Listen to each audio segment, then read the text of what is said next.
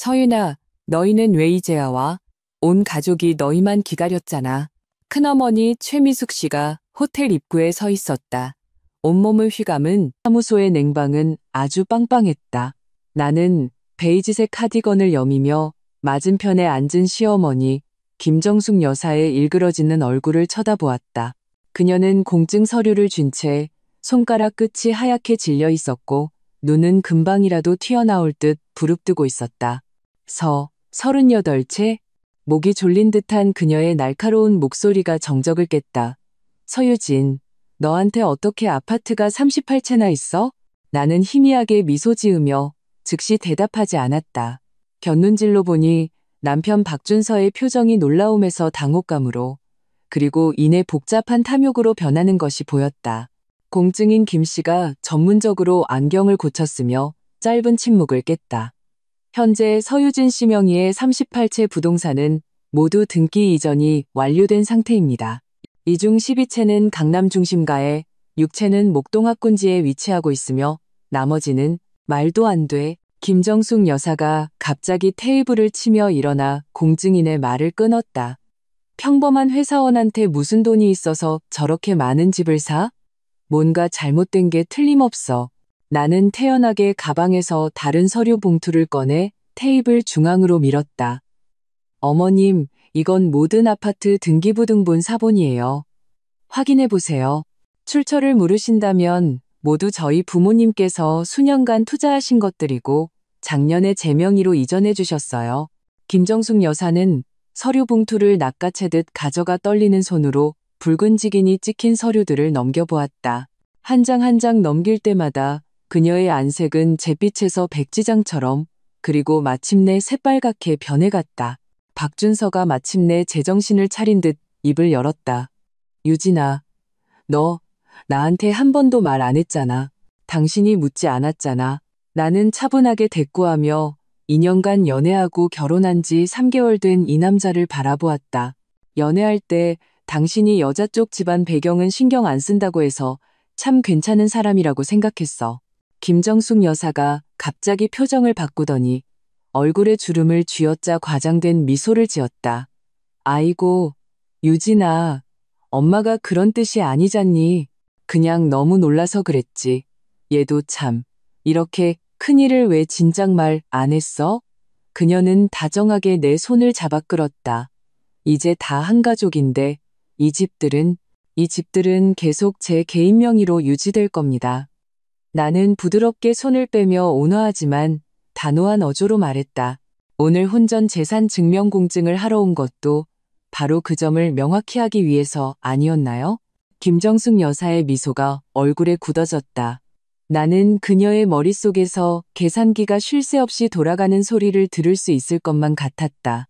3개월 전 자기 아들의 아파트 2채를 지켜야 한다며 혼전 재산 증명을 고집했던 사람이 바로 그녀였다. 이제 상황은 드라마처럼 역전되었다. 그게 무슨 소리니? 그녀의 목소리가 다시 날카로워졌다. 결혼했으면 한 가족이지. 내 것이 준서 것이고 준서 것이 내 것이지. 여자가 무슨 집이 그렇게 많이 필요해? 남편한테 맡겨서 관리하게 해야지. 공증인이 민망한 듯 헛기침을 했다. 현행법상 혼전 재산은 법만 알지. 김정숙 여사는 완전히 가면을 벗어던졌다. 서유진, 내가 처음부터 너 보통 내기가 아닐 줄 알았다. 순진한 척하더니 속이 이렇게 시커멀 수가 있어? 일부러 우리 속이려고 숨긴 거지? 테이블 아래서 내 손가락 끝이 미세하게 떨렸지만 얼굴에는 여전히 단정한 미소를 유지했다. 이 모든 장면은 내가 재산 증명에 동의했을 때 이미 예상했던 일이었다. 3개월 전 박준서가 처음 나를 그의 어머니에게 소개하던 날이 아직도 눈에 선하다. 그날 나는 일부러 가장 심플한 흰 셔츠에 청바지를 입고 평소 차던 까르띠에 팔찌도 빼고 평범한 티소시계만 찼다. 박준서의 집안 형편이 평범하다는 것을 알았기에 상대방이 부담을 느끼지 않길 바랐다. 김정숙 여사는 나를 위아래로 훑어보았다. 마치 시장에서 신선하지 않은 고기를 고르는 듯한 눈빛이었다. 광고회사 다닌다며? 그런 데서 일하면 돈은 좀 버니? 그녀의 첫마디부터 가시가 돋쳐 있었다. 엄마, 유진이 능력 있어. 걔가. 박준서가 수습하려 했지만 내가 쟤한테 묻잖아. 김정숙 여사는 아들의 말을 자르고 여전히 나를 노려보았다. 우리 준서는 공기업 정직원에 서울에 집도 2채나 있어. 좋다는 여자가 줄을 섰다고. 나는 차를 한 모금 마시며 비굴하지도 거만하지도 않게 말했다. 어머님, 저와 준서 씨는 진심으로 사랑하는 사이예요. 물질적인 조건도 중요하지만 그게 전부는 아니잖아요. 제 말이 맞죠? 말은 누가 못해. 그녀는 냉소했다.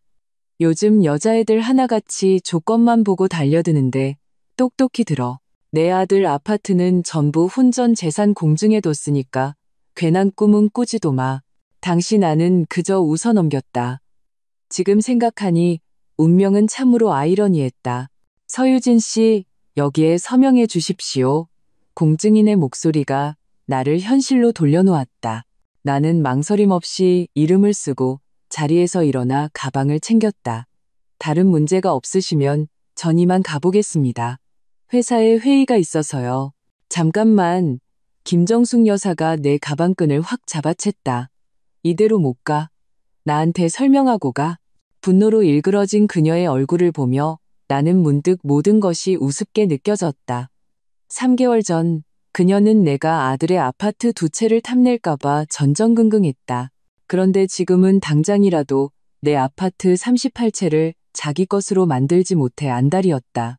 어머님, 나는 그녀의 손가락을 부드럽게 떼어냈다. 어머님 말씀이 맞았어요. 혼전 재산은 확실히 구분해야죠. 오늘 우리가 그걸 해내서 정말 기쁘네요. 공증 사무소를 나서자 초여름의 햇살이 따스하게 얼굴을 비쳤다. 나는 심호흡을 했다. 핸드폰이 진동했다. 절친인 변호사 이서아에게서 온 메시지였다. 어떻게 됐어? 그 할망구 턱 빠졌냐? 나는 웃음을 터뜨리며 답장했다. 턱만 빠진 게 아니라 눈알도 튀어나올 뻔했어. 등 뒤에서 다급한 발소리가 들렸다. 박준서가 쫓아나온 것이었다. 유진아, 어떻게 이럴 수가 있어? 엄마한테. 나는 돌아서서 그를 바라보았다. 한때 내가 깊이 사랑했던 이 남자의 얼굴에는 이제 당혹감과 탐욕만이 가득했다. 햇살이 그의 얼굴을 비추자 그의 눈가에 어느새 잔주름이 생긴 것이 보였다. 머리 스타일도 처음 만났을 때처럼 정성스럽게 관리되지 않았다. 준서 씨, 나는 나지막이 말했다. 나한테 청혼할 때 했던 말 기억나? 나는 다른 건 다 필요 없고 서유진 너라는 사람 하나만 사랑해라고 했잖아. 그의 표정이 굳었다. 나는 차문을 열며 마지막으로 그를 쳐다보았다. 오늘에서야 알았네. 당신이 말한 너라는 사람에 당신 엄마도 포함되어 있었다는 걸. 박준서가 현관문을 열고 들어왔을 때 벽시계는 이미 11시를 가리키고 있었다. 나는 노트북을 덮고 뻐근한 눈을 비볐다. 주방에는 그가 가장 좋아하는 갈비탕이 따뜻하게 데워져 있었다. 왔어? 나는 그의 서류 가방을 받아들었다. 희미한 술 냄새가 코를 찔렀다. 그는 넥타이를 풀며 소파에 털썩 주저앉았다. 눈빛이 불안하게 흔들렸다. 나는 그가 어디에 다녀왔는지 알았다. 분명 그의 어머니에게 긴급 호출을 당했을 것이다. 오전에 공증사무소에서 그 난리가 난 후 이런 상황이 올 것이라 예상했다. 유진아, 그가 마침내 입을 열었다. 목소리가 바싹 말라 있었다. 우리 얘기 좀 해. 나는 그의 맞은편에 앉아 양손을 무릎 위에 포겠다. 플로어 스탠드의 따스한 불빛이 그의 얼굴에 짙고 옅은 그림자를 만들어 그를 낯설면서도 익숙하게 보이게 했다. 엄마가 오늘 많이 상심하셨어. 그는 얼굴을 문질렀다. 연세도 있으시고 생각이 좀 옛날 분이시라. 갑자기 받아들이기 힘드신 것도 당연해. 나는 조용히 그를 바라보며 진짜 본론이 나오기를 기다렸다. 있잖아. 그는 몸을 살짝 움직여 내 쪽으로 다가왔다. 그러니까 네가 가진 아파트 중에 한두 채만이라도 우리 공동재산으로 해주면 안 될까? 그냥 엄마 체면 좀 세워주게. 심장이 보이지 않는 손에 꽉 쥐어지는 것 같았다. 이것이 내가 2년간 사랑했던 남자의 본 모습이었다. 공증사무소의 소동이 채 식기도 전에 설득가로 나선 것이다. 준서 씨, 나는 최대한 목소리를 평탄하게 유지하려 애썼다. 처음에 혼전 재산 증명을 하자고 고집했던 사람이 누구였는지 기억나? 그의 눈빛이 흔들렸다. 그건 다르지. 뭐가 다른데? 엄마가 그건 날 보호하려고. 그는 무심코 내뱉었다가 실언임을 깨닫고 급히 덧붙였다. 물론 지금은 널 받아들이셨어. 그냥 체면이 설 계기가 필요하신 것뿐이야. 나는 자리에서 일어나 창가로 걸어갔다. 밤의 도시는 휘황찬란한 불빛으로 가득했다. 멀리 보이는 오피스 빌딩들의 불빛이 별처럼 반짝였다. 얼마나 아이러니한가. 저 불빛들 중 하나가 바로 내 회사가 있는 곳인데 내 남편은 내 사업에 대해 아는 것이 하나도 없었다. 생각 좀 해볼게. 나는 결국 이렇게 대답했다. 박준서는 마치 내가 이미 그의 요청을 들어준 것처럼 안도의 한숨을 내쉬었다. 그가 다가와 나를 안으려 했지만 나는 탕을 데우러 간다는 핑계로 피했다.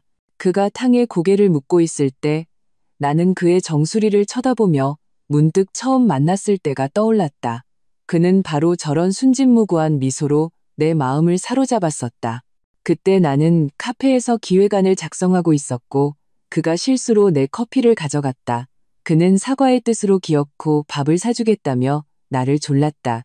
나중에 그는 그날 내가 일에 집중하는 모습에 첫눈에 반했다고 말했다. 지금 생각해보니 어쩌면 그는 진짜 내 모습을 한 번도 제대로 알려고 하지 않았던 것인지도 모른다. 다음 날 점심, 서아가 회사 근처 일식집에서 보자고 했다. 내가 자리에 앉자마자 그녀가 참지 못하고 다가와 물었다. 빨리 말해봐. 어제 그 후로 어떻게 됐어? 서아는 내 대학 동기이자 지금은 국내 최고 로펌에서 일하는 변호사다. 성격은 칼집에서 막 뽑은 칼처럼 직설적이다. 나는 박준서가 어젯밤에 한 말을 그대로 전했다. 그녀의 젓가락이 탁 소리를 내며 테이블에 부딪혔다. 그럴 줄 알았어. 그녀는 이를 갈았다. 그런 마마보이는 내가 한두 번 본 게 아니야. 겉으로는 멀쩡한 척하는데 속은 젖도 못된 애새끼라고. 목소리 좀 낮춰. 나는 주위를 의식하며 말했다. 사실 그의 입장도 이해는 가. 이해는 무슨 놈의 이해. 서아가 목소리를 낮췄다. 서유진, 정신 차려. 내가 알아봤는데 박준서 전 여친도 그 모자한테 똑같이 당해서 헤어졌대. 나는 스시를 집으려던 손을 허공에 멈췄다. 뭐, 전 여친? 최지수, 대학 동기래. 5년이나 사귀었대. 서아는 핸드폰에서 사진 한 장을 찾아 보여주었다. 이게 헤어지기 전 사진이야. 사진 속 여자는 청초하고 단아했으며 박준서의 어깨에 기대 환하게 웃고 있었다. 하지만 내 시선을 사로잡은 것은 그들 뒤에 서 있는 김정숙 여사였다. 그녀의 얼굴에는 노골적인 혐오감이 서려 있었다. 김정숙 여사가 최지수 집안이 평범하다고 대놓고 무시해서 둘을 갈라놨다고 하더라. 서아는 화면을 넘겨 채팅기로 캡처를 보여주었다. 이거 봐. 박준서가 친구한테 보낸 카톡이야. 엄마가 죽겠다고 난리셔서 어쩔 수가 없어라고. 위가 경련하는 것 같았다. 박준서는 나에게 이 연애에 대해 한마디도 한 적이 없었다. 내가 그의 첫사랑이라고만 했다. 헤어진 시점이 작년 3월이야. 서아가 의미심장하게 나를 바라봤다. 그리고 내가 그와 알게 된 게 4월이고 나는 나지막이 말했다. 갑자기 한기가 느껴졌다. 서아가 내 손을 잡았다. 유진아, 내가 너희 사이를 이간질하려는 게 아니야. 근데 아파트 38채 이렇게 빨리 공개해도 괜찮겠어? 나는 고개를 저었다. 이제 숨길 수도 없어. 김정숙 여사가 혼전 재산 증명을 고집했는걸. 처음엔 그냥 몇 채만 보여주고 넘어가려고 했는데 생각해보니 차라리 한 번에 까는 게 낫겠다 싶었어. 그들이 무섭지도 않아? 뭐가 무서워? 나는 웃었다. 내 재산을 탐낸다고? 그럼 마침 박준서의 진심을 시험해볼 좋은 기회지. 서아는 무언가 말하려다 결국 한숨을 쉬었다. 아무튼 조심해. 그리고 회사 일은 어때? 일 얘기가 나오자 정신이 번쩍 들었다. 마침 너한테 말하려던 참이야. 우리 팀이 청운그룹의 연간 대행을 따냈어. 다음 주부터 경쟁 프레젠테이션이야. 와, 서아의 눈이 빛났다. 그거 완전 대어잖아. 팀 준비는 잘 돼가? 내가 대답하려는 순간 핸드폰이 진동했다. 화면에 메시지가 떴다. 유진 이사님, 프로젝트 브리프가 변경되었습니다. 클라이언트가 이 시에 긴급 미팅을 요청했습니다. 시계를 보니 벌써 1시 20분이었다. 나 회사에 돌아가 봐야겠어. 클라이언트가 갑자기 회의를 잡았네. 서아가 익살스러운 표정을 지었다. 가라, 워커홀릭. 내 말 잊지 마. 박준서 잘 관찰해. 회사로 돌아온 나는 신속하게 업무 모드로 전환했다. 15층 회의실에는 이미 팀원들이 비장하게 대기하고 있었다. 내 비서인 주연 씨가 새로 수정된 브리프를 건네며 미간을 찌푸렸다. 이사님, 청운그룹 마케팅 총괄이 바뀌었습니다. 신임 총괄이 오자마자 기존 안을 전부 뒤엎으라고 합니다. 나는 빠르게 문서를 훑으며 머리를 굴렸다. 나쁜 일만은 아니야. 기존 안은 너무 보수적이었어. 이 기회에 돌파구를 찾아보자. 나는 팀원들을 향해 돌아섰. 모두 잘 들어요. 3일 안에 완전히 새로운 전략 프레임워크를 보고 싶어요. 주연 씨, 스케줄 다시 짜고, 이 팀장님은 경쟁사 분석, 왕 대리님은 사용자 페르소나를 더 깊이 파고들어 주세요. 회의는 2시간 동안 진행되었고, 끝날 무렵 모두들 투지에 불타 있었다. 이것이 바로 나의 팀이었다. 젊고 열정적이며 지는 것을 싫어하는. 회의실을 나오자 주연 씨가 종종걸음으로 따라왔다. 이사님, 방금 박준서 씨한테서 전화 왔었어요. 저녁에 가족 모임이 있으니 꼭 참석해달라고요. 나는 걸음을 멈췄다. 몇 시에? 6시 반이요. 수라간 한정식 집이래요. 주연 씨는 망설이다 덧붙였다. 목소리가 좀 다급해 보이셨어요. 나는 알았다고 고개를 끄덕였. 사무실로 돌아와 문을 잠그고 의자에 기대 눈을 감았다. 박준서는 나에게 직접 전화하지 않고 회사 전화를 통해 나를 찾았다. 이건 평소와 다른 행동이었다. 그의 어머니가 시키지 않았다면 말이다. 나는 컴퓨터를 켜고 집에 설치해둔 CCTV 화면을 불러왔다. 공증사무소 사건 이후 나는 몰래 몇 개의 초소형 카메라를 설치했다.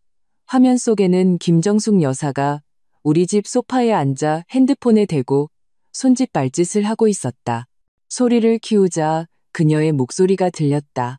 그 집들이 도대체 어디서 났는지 확실히 알아봐야 해. 맞아? 전부. 걔 혼자 힘으로는 절대 불가능해. 나는 냉소하며 모니터를 껐다. 핸드폰이 다시 울렸다. 이번에는 박준서였다.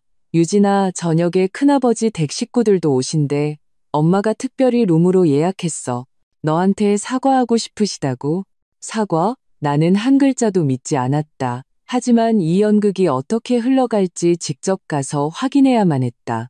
퇴근 전 나는 정장을 벗고 단아한 원피스로 갈아입었다.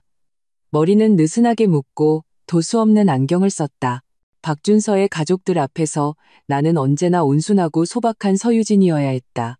엘리베이터를 타고 주차장으로 내려가 차에 타려는데 누군가 나를 불렀다. 이사님, 잠시만요. 주연 씨가 숨을 헐떡이며 달려와 서류 봉투를 내밀었다. 요청하신 부동산 자료들 전부 정리했습니다. 나는 서류 봉투를 받아들었다. 고마워요. 근데 이건 급한 게 아닌데. 아니요. 그녀가 목소리를 낮췄다. 정리하다가 발견했는데 최근에 누군가 이사님 명의의 부동산 등기 정보를 조회했더라고요. 심장이 덜컥 내려앉았다. 누가요? 최지수라는 사람이요. 어제 오후에 등기소에 갔었어요. 나는 서류 봉투를 꽉 쥐었다. 피가 얼어붙는 것 같았다. 최지수, 박준서의 전 여자친구. 왜 그녀가 내 부동산을 조사하는 거지? 주연 씨가 걱정스러운 눈으로 나를 봤다. 이사님, 괜찮으세요? 괜찮아요. 나는 애써 웃었다. 이 일은 아무에게도 말하지 마세요. 아, 그리고 이 최지수라는 사람, 지금 어디서 일하는지 좀 알아봐 줄래요? 차에 앉아 한참 동안 시동을 걸지 못했다.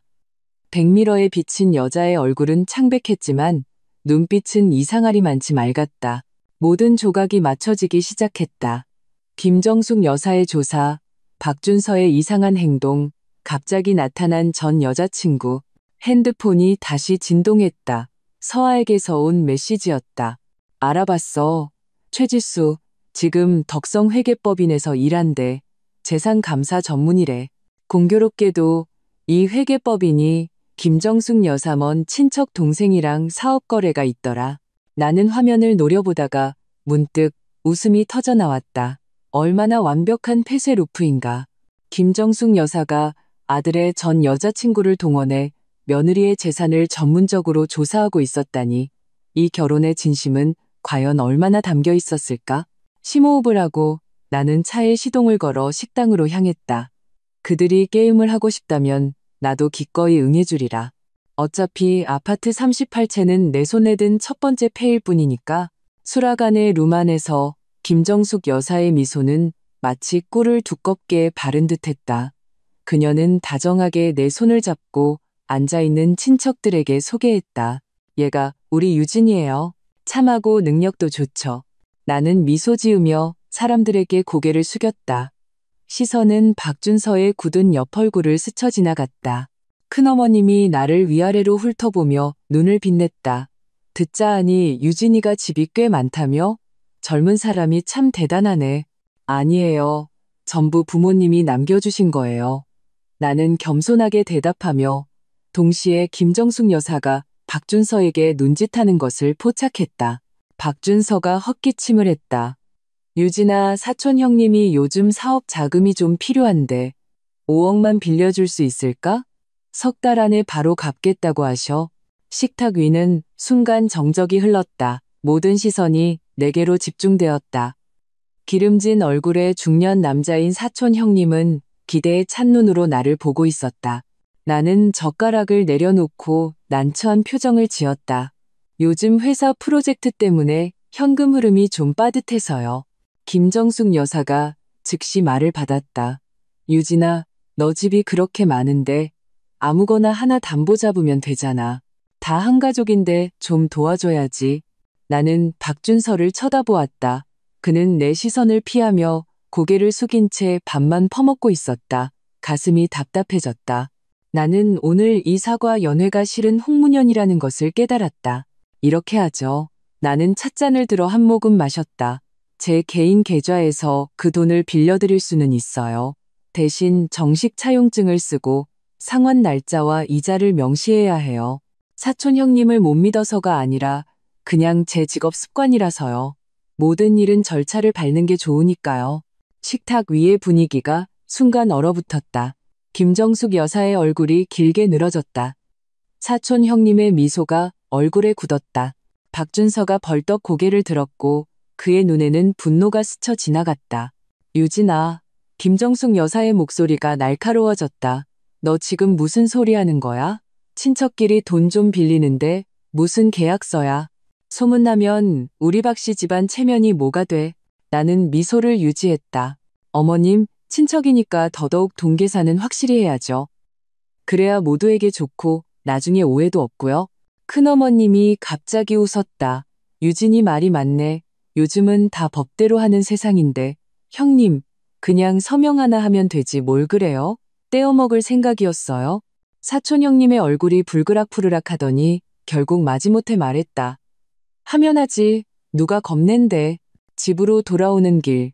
박준서는 한마디도 하지 않았다. 집에 들어서자마자 그가 폭발했다. 서유진, 너 오늘 일부러 나 망신 주려고 작정한 거지? 나는 태연하게 재킷을 벗어 걸었다. 내가 뭘 망신을 줬는데요? 우리 친사촌 형님이잖아. 온 가족 앞에서 무슨 계약서 타령이야.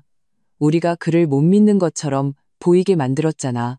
그는 넥타이를 잡아챘고 목에 핏대가 선명하게 섰다. 나는 조용히 그를 바라보았다. 박준서 씨, 내가 그동안 처리했던 금전 대차 분쟁이 얼마나 많은지 알아요? 아무리 친한 친척이라도 돈 빌려주고 차용증 안 썼다가 원수되는 경우가 부지기수야. 그건 내 고객들이고 이건 우리 가족이잖아. 같아? 그의 목소리가 점점 커졌다. 너 돈 좀 있다고 유세 떠는 거야?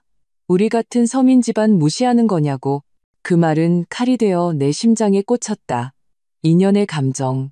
결국 그의 눈에 나는 그런 사람이었던 것이다. 박준서, 나는 또박또박 말했다. 내가 당신을 무시했다면 애초에 당신과 결혼하지도 않았어. 그는 멈칫했다. 자신이 너무 심한 말을 했다는 것을 깨달은 듯 말투가 부드러워졌다. 유진아, 내가 그런 뜻이 아니라 그냥 엄마가. 또 엄마. 나는 그의 말을 끊었다. 당신은 나랑 사는 거야? 아니면 당신 엄마랑 사는 거야? 그 말은 어떤 스위치를 누른 것 같았다. 박준서의 표정이 낯설고 차갑게 변했다. 서유진, 우리 엄마가 없었으면 오늘의 나도 없어. 엄마 혼자 날 이렇게 키우시고 대학까지 보내셨어. 넌 날 존중하지 않아도 되지만 우리 엄마는 존중해야 해. 우리는 서로를 마주 보았다. 공기 중에 보이지 않는 불꽃이 튀는 것 같았다. 이것은 우리의 첫 번째 진정한 의미의 싸움이었다. 그리고 놀랍게도 그의 분노 앞에서 내 마음은 이상하리만치 평온했다. 좋아. 나는 마침내 말했다. 내일 차용증 준비해 놓을게. 당신이 직접 사촌 형님께 전해줘. 서명할지 말지는 그분 마음대로 하시고. 나는 욕실로 몸을 돌려 말다툼을 문 밖에 가뒀다. 뜨거운 물이 몸을 씻어 내렸지만 생각은 이상할 정도로 명료했다. 박준서의 반응은 서아의 경고를 증명했다. 그의 마음속에서 어머니는 언제나 첫 번째 순위였다. 다음 날 아침, 나는 평소보다 30분 일찍 회사에 도착했다. 주연 씨는 이미 사무실에서 뜨거운 아메리카노를 들고 기다리고 있었다. 그녀는 내가 어젯밤 잠을 설쳤을 것을 알고 있었다. 이사님, 청운그룹 신임 총괄이 9시에 제안 설명을 들으러 옵니다. 자료는 다 준비해뒀습니다. 그녀는 태블릿을 건넸다. 그리고 요청하신 최지수 씨 자료도요. 나는 태블릿을 받아 빠르게 훑어보았다. 덕성회계법인 수석감사, 재산조사 및 자산평가 전문. 나는 냉소했다. 과연 전문 분야가 딱 들어맞았다. 주연 씨는 망설이다가 말했다. 그리고 한 가지 더요. 어제 이사님 남편분께서 전화하셨을 때 제가 무심코 그분 핸드폰 배경화면을 봤는데요. 나는 그녀를 쳐다보았다. 네, 어떤 여자분과의 커플 사진이었어요. 이사님이 아니셨어요. 그녀의 목소리가 점점 작아졌다. 제가 괜한 참견을. 죄송합니다. 나는 태블릿을 내려놓았다.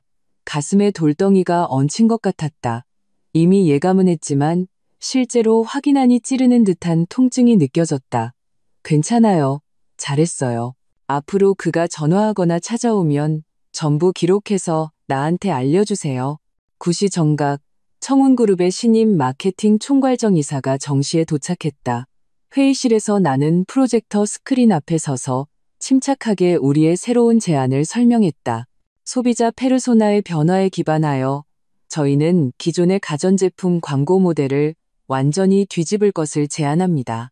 더 이상 제품 스펙을 강조하는 대신 감성적 연결을 구축하는 거죠. 나는 리모컨을 클릭했고 화면에 창의적인 이미지들이 나타났다.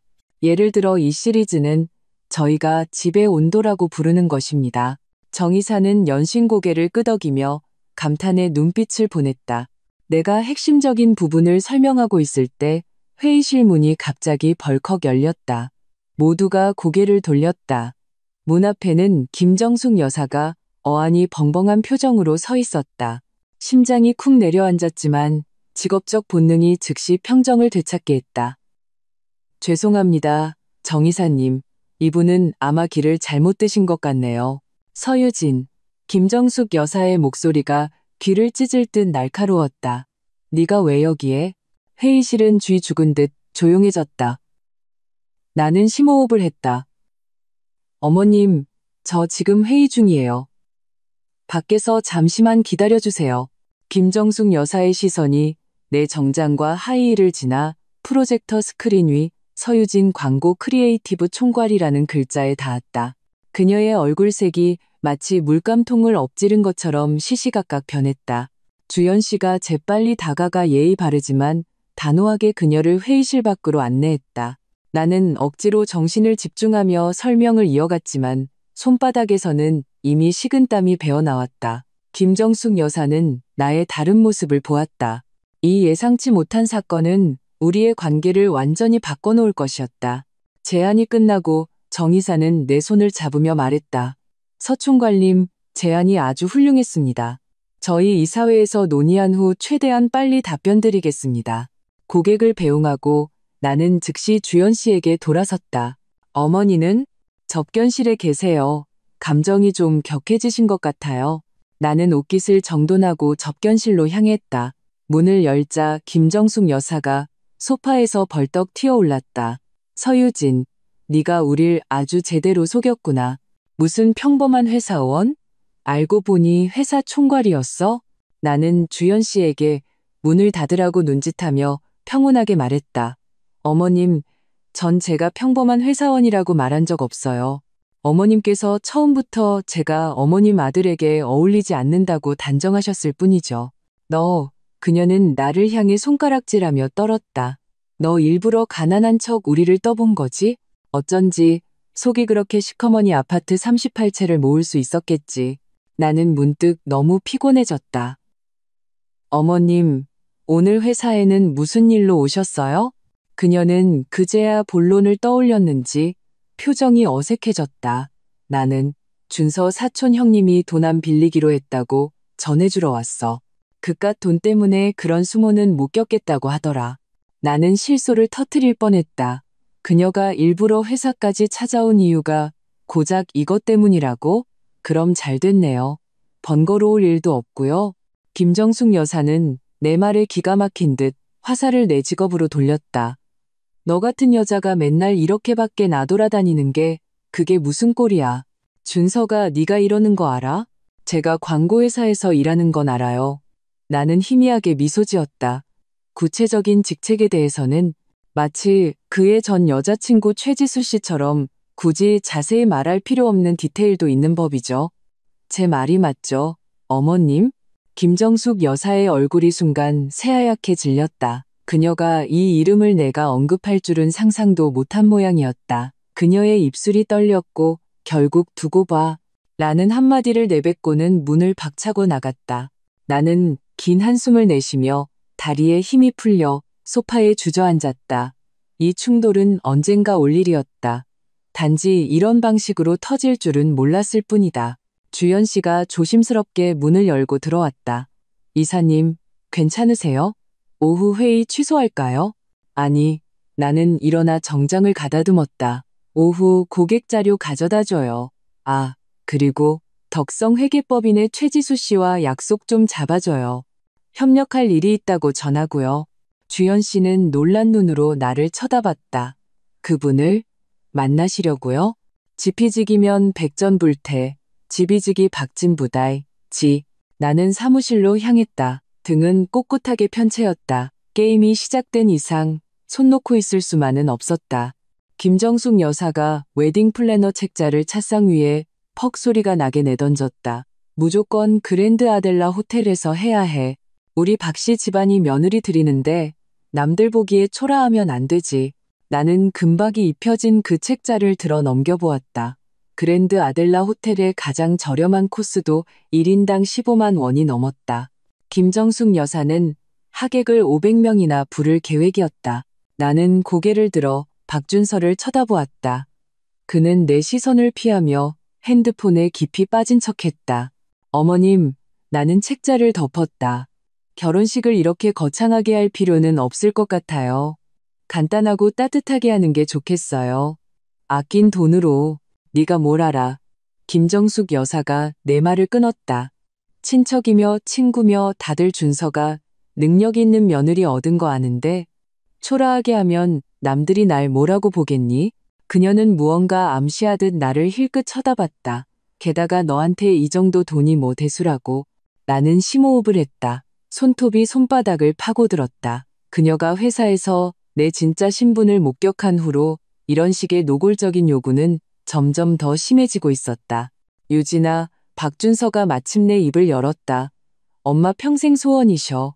이번 한 번만. 좋아요. 나는 그의 말을 끊었다. 그랜드 아델라에서 하죠. 다만 500명은 너무 많아요. 300명으로 줄이는 건 어때요? 정말 가까운 분들만 모시는 게 오히려 더 격조 있어 보일 거예요. 김정숙 여사가 반박하려 입을 열었지만 내가 먼저 말했다. 제가 아는 신문사 기자를 불러서 특집 기사를 내도록 할 수도 있어요. 크리에이티브 총괄의 미니멀리즘 럭셔리 웨딩. 요즘 이런 스타일이 유행이거든요. 나는 그녀의 눈에 탐욕의 빛이 스치는 것을 보았다. 신문에 나는 것은 그녀에게 엄청난 유혹임이 틀림없었다. 과연 그녀의 태도가 부드러워졌다. 그럼 그렇게 하자. 대신 호텔은 무조건 내가 말한 대로 해야 해. 문제 없어요. 나는 미소 지었다. 제가 그 호텔 마케팅 이사랑 아는 사이라 내부 할인을 받을 수 있을 거예요. 김정숙 여사는 만족스러운 듯 콧방귀를 뀌며 내가 끓인 탕을 검사하러 부엌으로 갔다. 박준서가 다가와 드물게 내 어깨를 감쌌다. 고마워, 여보. 엄마가 요즘 기분이 안 좋으시니 네가 좀 더 이해해줘. 나는 고개를 돌려 그를 보았다. 한때 내 마음을 설레게 했던 이 얼굴이 이제는 낯설게만 느껴졌다. 준서 씨, 결혼식 예산은 제가 대부분 부담할 수 있어요. 하지만 조건이 하나 있어요. 무슨 조건? 당신 동생 한국에 돌아오면 우리 일에 끼어들게 하지 마세요. 박준서의 동생 박준혁은 다음 주에 호주에서 돌아온다. 김정숙 여사가 긴급 소환했다고 한다. 재산 증명 이후 이 얼굴도 본 적 없는 시동생은 갑자기 형의 결혼식에 지대한 관심을 보이기 시작했다. 박준서가 미간을 찌푸렸다. 왜 그런 말을 해? 준혁이는 내 친동생이야. 그가 내 카톡으로 3일 동안 7번이나 내 아파트가 어느 지역에 분포되어 있는지 물었어. 나는 평온하게 말했다. 정상적이지 않아. 박준서의 표정이 굳어졌다. 그냥 궁금해서 그런 거야. 너무 예민하게 생각하지 마. 나는 더 이상 논쟁하지 않고 김정숙 여사를 도우러 부엌으로 갔다. 그녀가 내 부엌을 마음대로 뒤지게 놔두면 또 다른 재앙이 될 것이었다. 문을 열자 그녀가 내 찜통을 들고 냄새를 맡고 있는 것이 보였다. 얼굴에는 혐오감이 가득했다. 어머님, 탕이 입에 안 맞으세요? 그녀는 깜짝 놀라 하마터면 냄비를 떨어뜨릴 뻔했다. 한약재를 이렇게 많이 넣다니 누구 독살할 일 있어? 그녀는 투덜거렸다. 요즘 젊은 것들은 탕 하나 제대로 못 끓여. 나는 말없이 찜통을 받아 한 숟갈 떠 맛보았다. 이건 황기 삼계탕이에요. 피부에 좋다고 해서 특별히 어머님을 위해 끓였어요. 김정숙 여사는 잠시 멈칫하더니 이내 입술을 삐죽거렸다. 됐어. 그런 걸로 비위 맞추려고 하지 마. 네가 그런다고 내가. 그녀의 말은 초인종 소리에 끊겼다. 박준서가 문을 열었고 이내 과장된 환호성이 들렸다. 나는 부엌을 나갔다. 키가 크고 마른 청년이 박준서와 포옹하고 있었다. 박준혁은 사진보다 더 말랐고 눈은 김정숙 여사처럼 약간 돌출되어 있었다. 사람을 볼 때 불편한 샅샅이 훑는 시선을 보냈다. 이분이 형수님이시죠? 그는 박준서를 놓고 내게 손을 내밀었다. 말씀 많이 들었습니다. 나는 예의상 악수를 했다. 그의 손바닥이 축축하고 차가운 것이 즉시 느껴졌다. 돌아온 걸 환영해요. 마침 탕이 다 됐는데 잘 왔네요. 식탁에서 박준혁의 시선은 계속 내게 머물렀다. 형수님, 강남에만 아파트가 12채나 있으시다고 들었어요. 정말 대단하시네요. 주로 몇 평짜리예요? 나는 젓가락을 내려놓았다. 주로 30평대와 40평대예요. 어느 아파트 단지예요? 제가 요즘 부동산에 관심이 많아서요. 김정숙 여사가 끼어들었다. 유진아, 내 그 집들 그냥 세놓기 아깝지 않니? 준혁이한테 맡겨서 관리하게 해. 얘가 외국에서 금융 전공해서 이런 거 잘 알아. 나는 박준서를 쳐다보았다. 그가 한마디 해주길 바랐지만 그는 그저 고개를 숙이고 밥만 먹고 있었다. 마치 아무것도 듣지 못한 것처럼 가슴이 답답해졌다. 나는 이 집에서 영원히 이방인이라는 것을 깨달았다. 집들은 전부 전문관리 업체에 맡기고 있어요. 준혁 씨 귀찮게 할 필요 없어요. 나는 자리에서 일어났다. 과일 좀 깎아올게요. 부엌에서 나는 수도꼭지를 틀어 떨리는 손을 찬물에 씻었다. 핸드폰이 진동했다. 주연 씨가 보낸 메시지였다. 이사님, 청운그룹 프로젝트에 문제가 생겼습니다. 정 이사님이 내일 긴급 미팅을 요청하셨습니다. 답장을 하려는데 다른 메시지가 떴다. 서아에게서 온 것이었다. 알아냈어. 최지수, 지난주에 그랜드 아델라 호텔에 갔었대. 박준서 만나러. 핸드폰이 손에서 미끄러질 뻔했다. 그랜드 아델라 호텔. 김정숙 여사가 고집하던 바로 그 결혼식장이었다. 이 모든 것이 너무나도 공교로웠다. 형수님, 뭐 도와드릴 거라도? 박준혁의 목소리가 갑자기 등 뒤에서 들렸다. 나는 재빨리 화면을 잠그고 미소 지으며 돌아섰다. 아니에요. 가서 앉아 있어요. 그는 움직이지 않고 오히려 한 걸음 다가왔다. 형수님 부모님은 외국에서 무슨 사업하세요? 이렇게 많은 집을 모으실 정도면 수도꼭지에서는 여전히 물이 콸콸 흐르고 있었다. 나는 물을 잠갔다. 부엌은 갑자기 무서울 정도로 조용해졌다. 평범한 사업하세요. 나는 과도를 들어 사과를 깎기 시작했다. 준혁 씨는 귀국하면 무슨 일 할 생각이에요? 아직 생각 안 해봤어요. 그는 조리대에 기댔다. 거리가 너무 가까워 불편했다. 아마 일단 집안 자산 관리하는 걸 좀 도울까 해요. 예를 들면 부동산 같은 거요.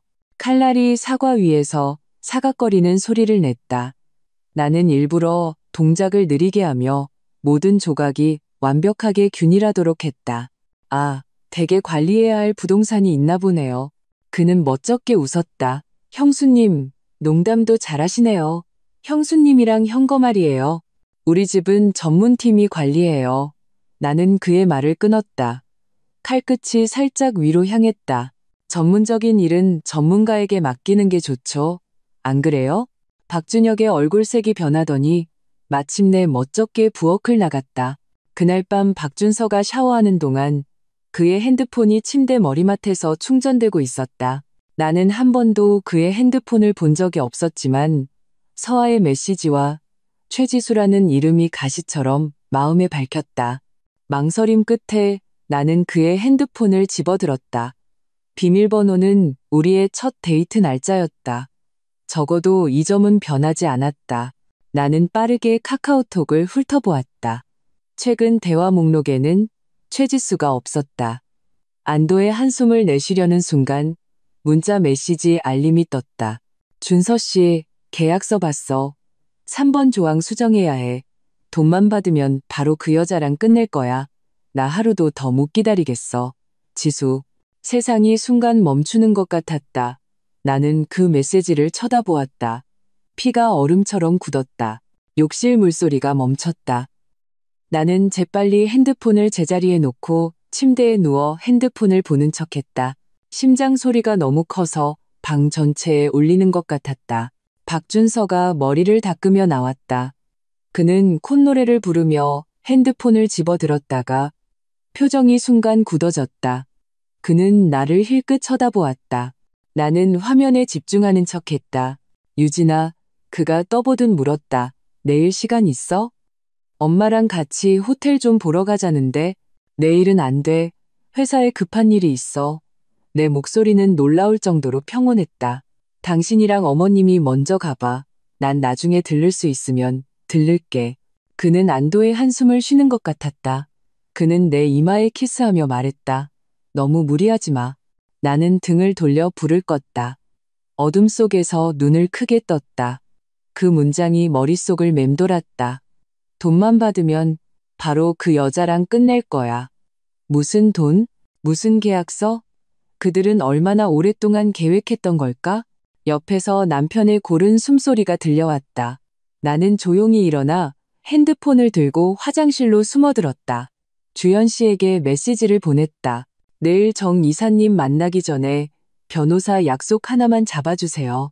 다음 날 아침 나는 평소보다 더 일찍 집을 나섰다. 박준서에게는 회사에 급한 일이 있다고 말했다. 사실 나는 먼저 서아의 로펌으로 갔다. 이건 사기죄에 해당해. 서아가 책상을 치며 일어섰다. 당장 그놈이랑 단판을 지어야 해. 나는 고개를 저었다. 아직은 아니야. 그들이 도대체 뭘 원하는지, 그리고 이미 무슨 짓을 했는지 알아내야 해. 너 미쳤어? 서아는 믿을 수 없다는 듯 말했다. 그 자식이랑 전 여친이 내 돈을 빼돌리려고 음모를 꾸미고 있다고. 게다가 걔 엄마랑 동생까지 한패잖아. 그렇기 때문에 전체 계획을 알아내야 하는 거야. 나는 침착하게 말했다. 지금 터뜨리면 그들은 그냥 헤어지고 말겠지. 나는 그들이 스스로 꼬리를 드러낼 때까지 기다릴 거야. 서아는 나를 한참 동안 쳐다봤다. 서유진, 너 언제부터 이렇게 무서워졌어?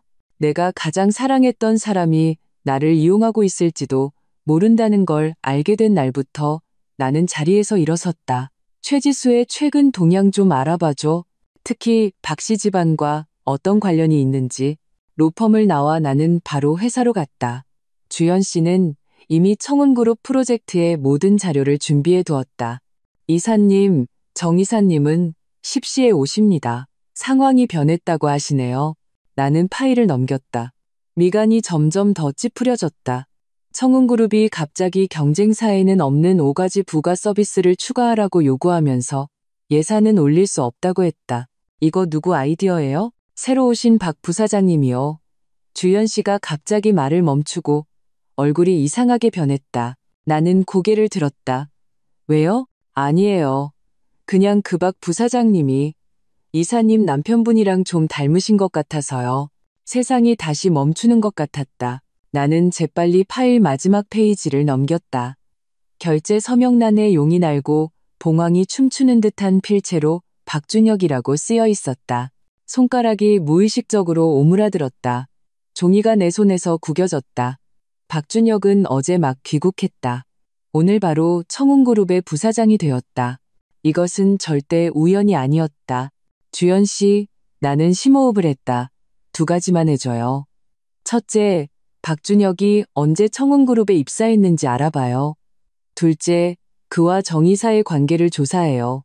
주연 씨가 고개를 끄덕이고 나갔다. 나는 통유리창 앞에 서서 도시 경관을 내려다보았다. 저 고층 빌딩들 중 12개 동에 내 아파트가 있었다. 그리고 지금 누군가 호시탐탐이 재산을 노리고 있었다. 핸드폰이 울렸다. 박준서였다. 유진아, 엄마랑 나 지금 그랜드 아델라 호텔이야. 너 언제쯤 올 수 있어? 나는 답장했다. 점심쯤. 회의가 아직 안 끝났어. 핸드폰을 내려놓고 컴퓨터를 켜서 집안 CCTV를 불러왔다. 화면 속에서 박준서와 김정숙 여사는 호텔 로비에 있었고 그 옆에는 최지수가 서 있었다. 세 사람은 화기애애하게 대화를 나누고 있었고 김정숙 여사는 심지어 다정하게 최지수의 손을 잡고 있었다. 현기증이 느껴져 급히 책상을 붙잡았다. 모든 조각이 갑자기 맞춰졌다. 김정숙 여사가 그랜드 아델라 호텔을 고집한 것, 박준혁이 갑자기 귀국해 청운그룹에 들어간 것, 박준서와 전 여자친구의 비밀스러운 연락, 이것은 정교하게 계획된 사기극이었다. 정 이사는 정시에 도착했다. 예상외로 그의 뒤에는 박준혁이 따라 들어왔다. 나를 본 박준혁은 과장되게 놀라는 표정을 지었다. 형수님, 이런 우연이. 나는 직업적인 미소를 유지했다. 준혁 씨, 청운그룹에 입사했다니 생각도 못했네요. 정 이사가 우리를 번갈아 보았다. 2분, 아는 사이입니까? 제 남편의 동생입니다. 내가 먼저 소개했다. 어제 막 귀국했죠. 박준혁의 미소가 약간 굳어졌다. 그 역시 여기서 나를 만날 줄은 예상 못한 모양이었다. 회의가 시작되자 그는 계속해서 까다로운 질문들을 던졌지만 나는 모두 능숙하게 대처했다. 추가 서비스에 대한 논의가 시작되었을 때 나는 정 이사에게 직접 물었다. 정 이사님, 이 추가 요구 사항들은 이사님 의견이신가요? 아니면 박 부사장님 의견이신가요? 정 이사는 약간 당황하며 말했다. 박 부사장님께서 제안하신 것이지만 이사회에서도 매우 가치 있다고 판단했습니다. 이해합니다. 나는 파일을 덮었다. 다만 계약에 따라 중대한 요구사항 변경은 재협상이 필요합니다.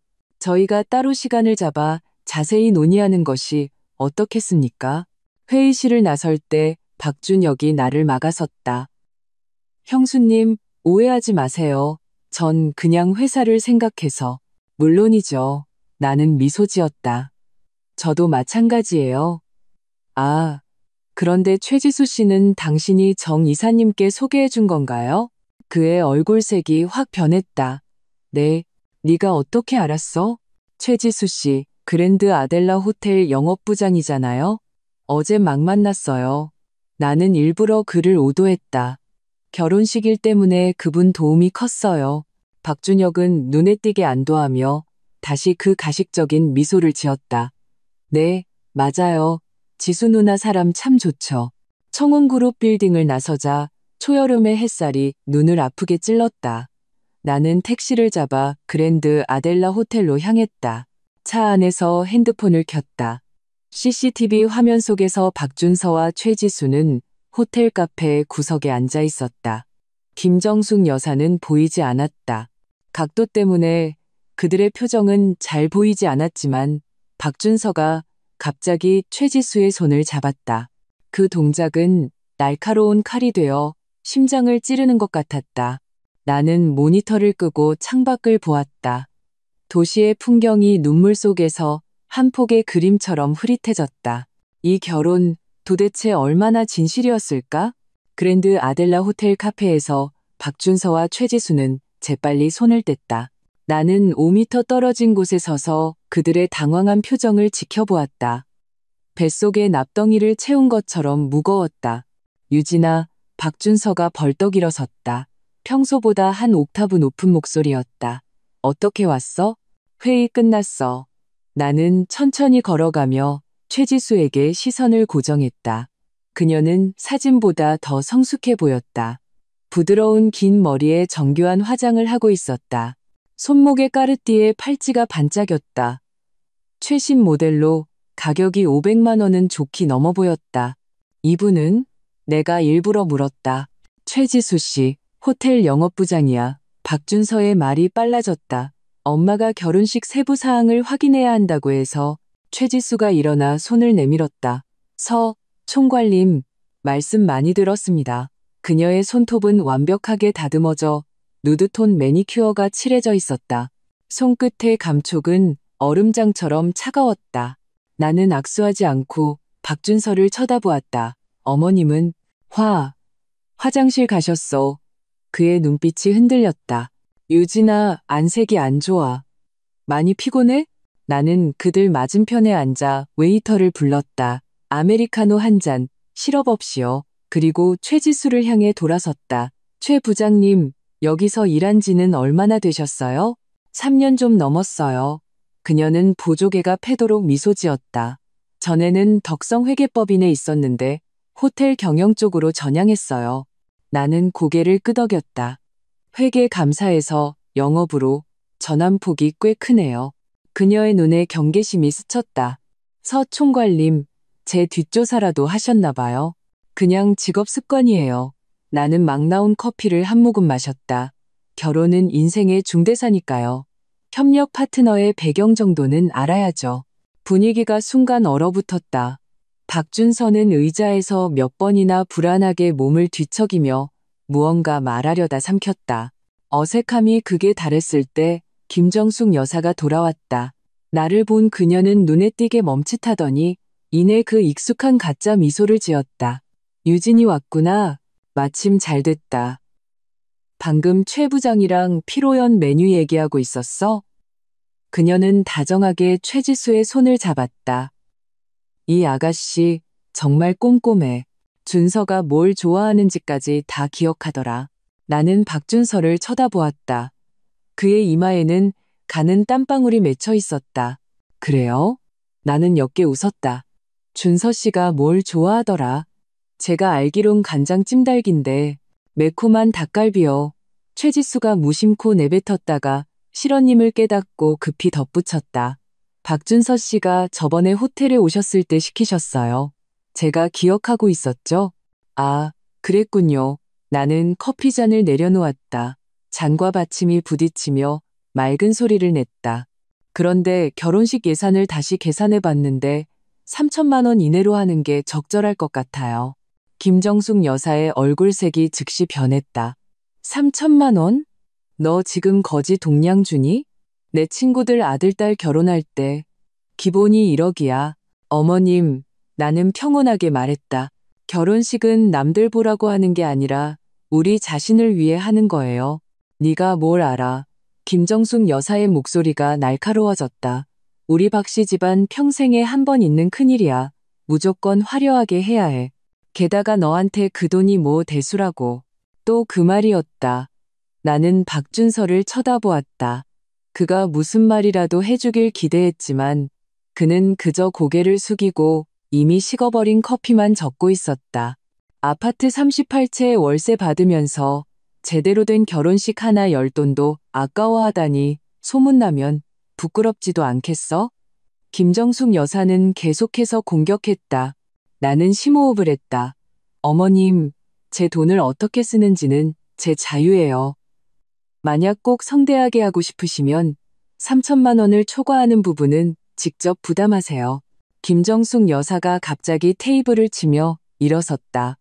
주위 손님들이 힐끔거렸다. 서유진, 너 너무한 거 아니야. 우리 박씨 집에 시집 왔으면 내 것도 우리 거야. 2015년 개정된 민법에 따르면 혼인 전부터 가진 고유 재산은 혼인 기간과 관계없이 부부 공동 재산으로 전환되지 않습니다. 나는 침착하게 법조항을 인용했다. 필요하시면 변호사를 불러서 자세히 설명해 드릴까요? 김정숙 여사의 얼굴이 잿빛으로 변했다. 그녀는 박준서를 향해 돌아섰다. 너 봐라. 네가 얻은 마누라 꼴 좀 봐. 그깟 돈 몇 푼 가지고 가족한테 인색하게 구는 것 좀 보라고. 박준서가 마침내 고개를 들었다. 그의 눈에는 내가 한 번도 본 적 없는 냉담함이 서려 있었다. 유진아, 엄마 평생 소원이시라잖아. 그냥 좀. 안 돼? 나는 단호하게 그의 말을 끊고 일어섰다. 회사에 일이 있어서 먼저 가볼게. 결혼 준비는 두 분이서 상의하세요. 결정되면 나한테 알려주고요. 돌아서서 떠날 때 김정숙 여사의 날카로운 조롱이 들려왔다. 고고한 척은 그 집들이 어떻게 생긴 건지 누가 알기나 해? 나는 돌아보지 않았다. 등은 꼿꼿하게 편채였다. 호텔 문을 나서고 나서야 비로소 몸이 떨리는 것을 허락했다. 회사로 돌아오자마자 나는 주연 씨를 불렀다. 믿을 만한 흥신소 좀 알아봐 주세요. 절대 비밀로요. 주연 씨는 눈을 동그랗게 떴다. 이사님, 무슨 일 있으세요? 몇 사람 좀 조사해야 해서요. 나는 메모지에 박준서, 김정숙, 박준혁, 최지수의 이름을 썼다. 특히 그들의 재정 상태와 최근 동향을요. 주연 씨는 쪽지를 받아들고 망설이다가 말했다. 이사님, 드릴 말씀이 있는데 해도 될지 모르겠어요. 말해요. 그저께 이사님 안 계실 때 박준서 씨가 회사로 찾아왔었어요. 마침 이사님 핸드폰을 사무실에 두고 가셨는데 전화가 왔어요. 제가 갖다 드리려고 했는데 그녀는 말을 더듬었다. 잠금 화면에 뜬 메시지를 봤어요. 최지수 씨가 보낸 거였는데 계약서는 문제없어. 돈만 들어오면 계획대로 진행하자라고 쓰여 있었어요. 가슴에 찌르는 듯한 통증이 느껴졌지만 나는 겉으로 티내지 않았다. 알았어요. 이 일은 아무에게도 말하지 마세요. 주연 씨가 나간 후 나는 컴퓨터를 켜고 박준서의 최근 3개월간 은행 거래 내역을 불러왔다. 지난주 그가 샤워할 때 몰래 찍어둔 것이었다. 내역을 보니 매달 월급이 들어오면 몇 차례 큰 금액이 출처불명의 계좌로 이체되었다. 더 이상한 것은 여러 건의 신용카드 대금 상환 기록이었다. 내가 알기로 박준서는 한도 2천만 원짜리 신용카드 한 장밖에 없었다. 나는 그중 한 건의 상환 기록을 확대했다. 수취인은 성덕 파이낸셜이었다. 이 이름이 왠지 모르게 익숙했다. 문득 최지수가 전에 일했던 덕성회계법인이 떠올랐다. 이름을 거꾸로 하니 성덕이었다. 핸드폰이 진동했다. 서아에게서 온 메시지였다. 알아봤어. 박준서 명의로 된 신용카드 6개 더 있어. 전부 한도 초과. 총 부채가 8억 7천만 원이야. 더 대박인 건 김정숙 여사가 최근 3년간 6억 원어치가 넘는 명품을 샀는데 결제는 전부 박준서 카드로 했대. 나는 핸드폰을 꽉 쥐었다. 손가락 마디가 하얗게 질렸다. 이것이 바로 박씨 집안이 그렇게 내 재산을 통제하고 싶어 했던 이유였다. 그들은 빚더미에 깊이 빠져 있었다. 이 정보를 소화하고 있을 때 사무실 문이 벌컥 열렸다. 박준혁이 불쑥 찾아왔다. 형수님, 바쁘세요? 그는 내 맞은편에 털썩 주저앉았다. 내 얼음장 같은 표정은 아랑곳하지 않았다. 무슨 일이죠? 나는 노트북을 덮었다. 형이랑 형수님이 결혼식 문제로 다퉜다고 들었어요. 그는 중재자라도 되는 척했다. 엄마 성격이 원래 저러시니 너무 마음에 담아두지 마세요. 나는 대꾸하지 않고 그가 진짜 용건을 꺼내길 기다렸다. 사실 그가 목소리를 낮췄다. 제가 아주 좋은 방법이 하나 있어요. 제가 최근에 청운그룹에 들어간 거 아시죠? 투자자들을 좀 알아요. 형수님이 학군지 아파트 몇 채를 담보로 제공해 주시면 제가 자금을 조달해 드릴 수 있어요. 결혼식 원하는 만큼 화려하게 할 수 있다고요. 나는 실소를 터뜨릴 뻔했다. 이것이 그들의 계획이었던 것이다. 나를 통해 아파트를 담보로 현금을 마련하려는 것. 준혁 씨, 나는 그의 말을 끊었다. 부동산 시장에 대해 잘 알아요? 지금 학군지 아파트 시세가 어떤지 아냐고요? 그의 눈이 빛났다. 물론이죠. 예를 들어 형수님의 대치동 음마 아파트 시세가 최소 30억은 될걸요. 나는 눈을 가늘게 떴다. 대치동 음마 아파트. 나는 박씨 집안 사람들에게 그 아파트에 대해 말한 적이 없었다. 그는 어떻게 알았을까? 내가 대치동에 집이 있다고 누가 말해주던가요? 박준혁은 실언했음을 깨닫고 황급히 말을 바꿨다. 아, 아니요. 그냥 추측해 본 거예요. 거기가 유명한 학군지잖아요. 그래요? 나는 자리에서 일어나 그를 내려다보았다. 돌아가서 당신 엄마랑 형한테 전해요. 내 아파트 단 한 채도 건드리지 않을 거라고. 이제 내 사무실에서 나가주세요. 그의 얼굴이 불그락푸르락 하더니 결국 마지못해 나갔다. 나는 즉시 아파트 관리사무소에 전화해 내 명의의 모든 부동산, 특히 중요한 서류들이 보관된 대치동 아파트의 보안을 강화해달라고 요청했다. 그날 밤 집에 돌아오니 박준서는 드물게 먼저 와 있었다. 심지어 저녁상까지 차려놓았다. 공증사무소 사건 이후 그가 부엌에 들어간 것은 처음이었다. 유진아, 왔어? 그는 살갑게 내 가방을 받아들었다. 네가 좋아하는 농어찜 해놨어. 나는 식탁을 훑어보았다. 농어찜은 분명 내가 좋아하는 음식이었다. 하지만 그 옆에는 매콤한 닭갈비가 놓여 있었다. 오늘 최지수가 무심코 흘렸던 그가 좋아하는 음식. 고마워. 근데 배 안 고파. 나는 곧장 침실로 향했다. 오늘 너무 피곤해서 일찍 쉬고 싶어. 그가 따라 들어왔다. 얼굴에는 의도적인 미안함이 가득했다. 유진아, 오늘 일은 내가 엄마 대신 사과할게. 연세도 있으시고 생각이 좀 옛날 분이시라. 나는 옷장에서 잠옷을 꺼내며 일부러 그에게 등을 돌렸다. 준서 씨, 우리 2년 동안 알고 지냈고 결혼한 지 3개월 됐어. 당신 집안의 빚이 그렇게 많은 걸 왜 한 번도 말 안 했어? 등 뒤에서 갑작스러운 정적이 내 추측을 증명했다. 나는 돌아섰다. 그의 얼굴에서 핏기가 싹 가시는 것이 보였다. 누가 말해줬어? 그의 목소리가 떨렸다. 그건 중요하지 않아. 나는 평온하게 말했다. 중요한 건 당신이 내 돈 때문에 나와 결혼했냐는 거야. 절대 아니야. 그가 격하게 내 손을 잡았다. 유진아, 난 널 사랑해. 그건 정말이야. 그냥 엄마가 너무 압박하셔서 나도 어쩔 수가 없었어. 그래서 최지수는 어떻게 된 건데? 나는 손을 뿌리쳤다. 돈만 받으면 바로 그 여자랑 끝낼 거야. 이 말 설명해봐. 박준서는 벼락이라도 맞은 듯 비틀거리며 두 걸음 물러섰다. 네가 어떻게 그 문자 메시지를. 나는 냉소했다. 오늘 호텔에서 당신들 둘이 손잡고 있는 모습도 아주 보기 좋더라. 그는 침대 가장자리에 힘없이 주저앉아 양손으로 머리를 감쌌다. 네가 생각하는 그런 게 아니야. 엄마가 시킨 거야. 지수는 엄마 먼 친척이 입양한 딸이야. 우리 헤어진 후에도 계속 연락하고 지냈어. 엄마가 네가 빚 갚는 걸 도와주지 않으면 지수한테 나랑 다시 잘해보라고 시키겠다고 했어. 그러고 나서 이혼해서 내 재산을 분할하라고. 내가 그의 말을 끝냈다. 심장이 도련해지는 것 같았다. 박준서, 당신 정말 당신 엄마의 착한 아들이구나. 유진아, 그가 무릎을 꿇고 내 다리를 붙잡았다. 내가 잘못했어. 난 정말 널 사랑해. 그냥 그 빚 때문에 사채업자들이 매일같이 찾아오고 엄마는 거의 자살 직전까지 몰리셨어. 나도 어쩔 수 없었어. 나는 한때 내 마음을 설레게 했던 이 남자를 차갑게 내려다보았다. 지금 그의 눈물 콧물 범벅인 모습은 역겹기만 했다. 3일 줄게.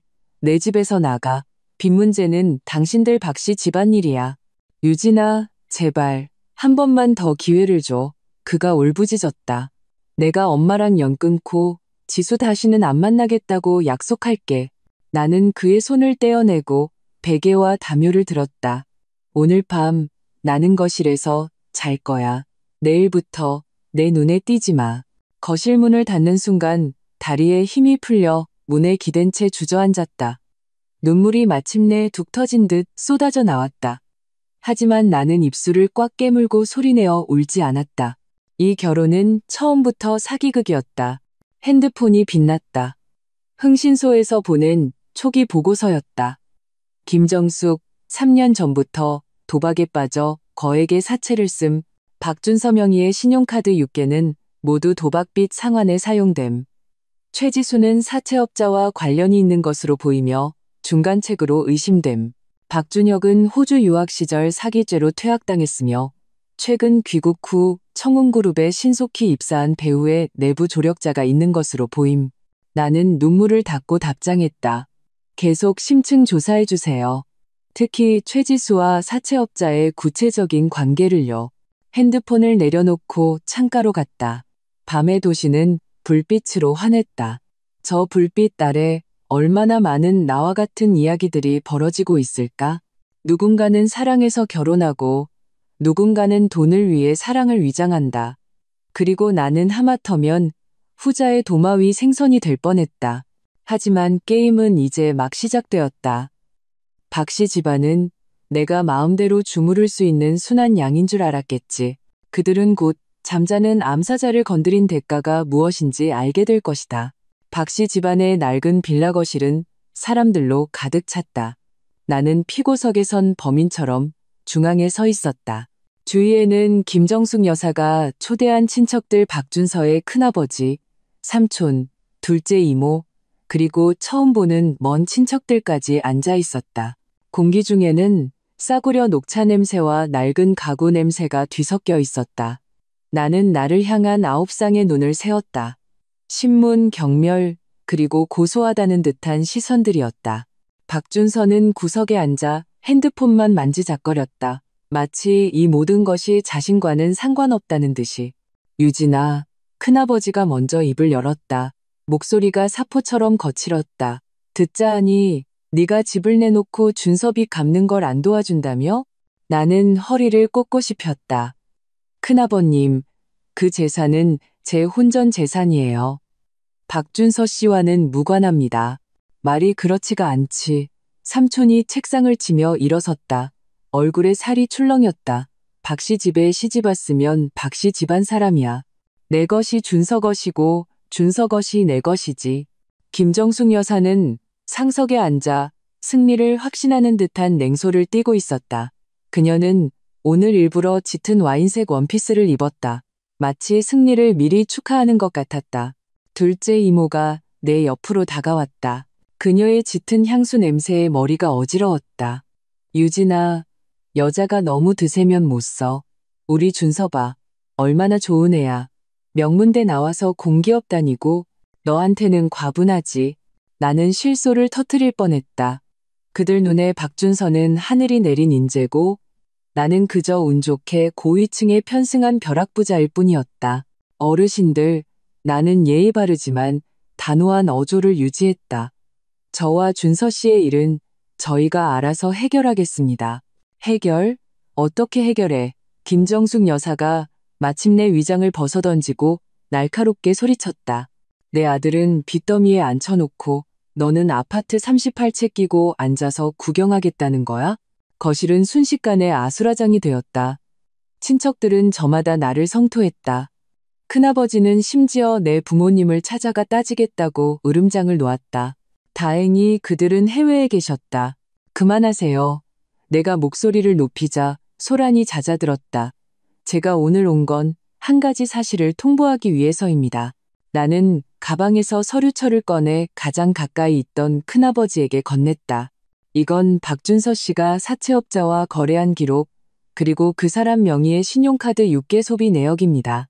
지난 3년간 그는 어머니의 도박빚을 갚기 위해 총 14억 7천만 원을 썼습니다. 서류철이 사람들 손을 거칠 때마다 경악의 탄성이 터져나왔다. 김정숙 여사의 얼굴은 붉은색에서 흰색으로, 그리고 마침내 돼지간색으로 변했다. 네, 네가 감히 우리 집을 뒷조사해? 그녀가 서류를 빼앗으려 달려들었지만 나는 몸을 틀어 피했다. 그뿐만이 아닙니다. 나는 계속했다. 박준서 씨는 전 여자친구 최지수와 계속 연락하며 제 재산을 가로챈 뒤 이혼할 계획을 세웠습니다. 그렇죠, 준서 씨? 모든 시선이 일제히 박준서에게 향했다. 그가 벌떡 고개를 들었다.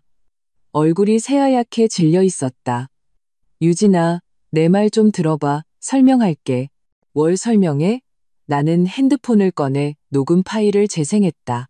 어제 박준서가 무릎 꿇고 애원하던 자백이었다. 엄마가 시킨 거야. 지수는 엄마 먼 친척이 입양한 딸이야.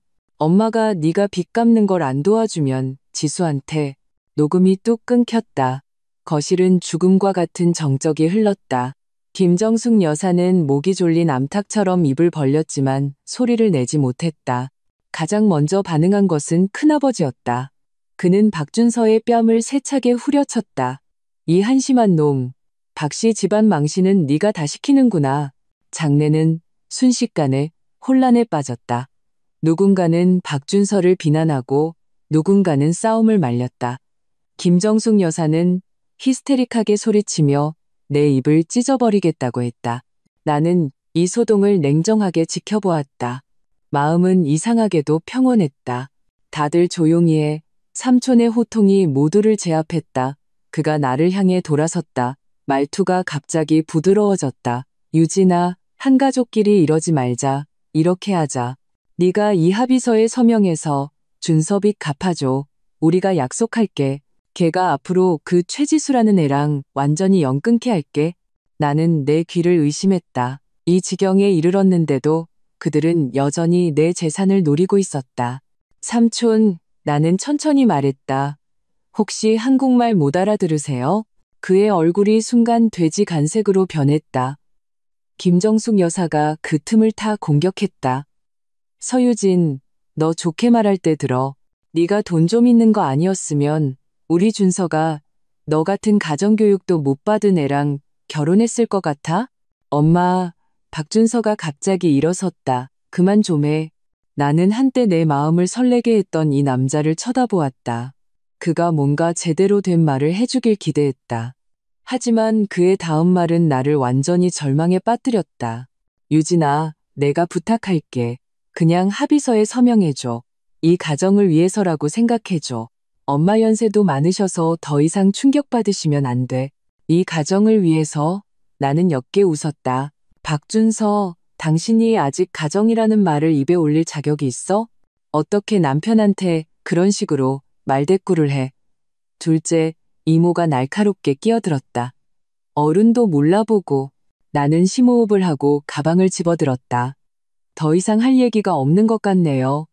결혼식은 취소입니다. 다들 돌아가세요. 거기서 김정숙 여사가 나를 막아섰다. 가고 싶으면 이거나 먼저 서명하고 가. 그녀는 찻상 서랍에서 서류 한 부를 꺼내 내 앞에 던졌다. 나는 제목을 훑어보았다. 혼후 재산 공유 합의서. 잘도 준비해 놓은 함정이었다. 안 해요. 나는 단칼에 거절했다. 김정숙 여사가 갑자기 태도를 바꾸더니 푸통 소리와 함께 바닥에 무릎을 꿇었다. 그녀는 내 다리를 붙잡고 울부짖었다. 유진아, 내가 잘못했다. 제발, 그 사채업자들이 정말 내 목숨을 노리고 있어. 이 늙은이 불쌍하다 생각하고 한 번만 살려줘. 나는 벗어나려 했지만 그녀는 더욱 꽉 붙잡았다. 다른 친척들도 몰려와서 너그러워지라며 늙은이와 싸우지 말라고 나를 설득했다. 박준서는 그 자리에 서서 멍하니 마치 구경꾼처럼 있었다. 놓으세요. 나는 마침내 참지 못하고 김정숙 여사를 세게 밀쳤다.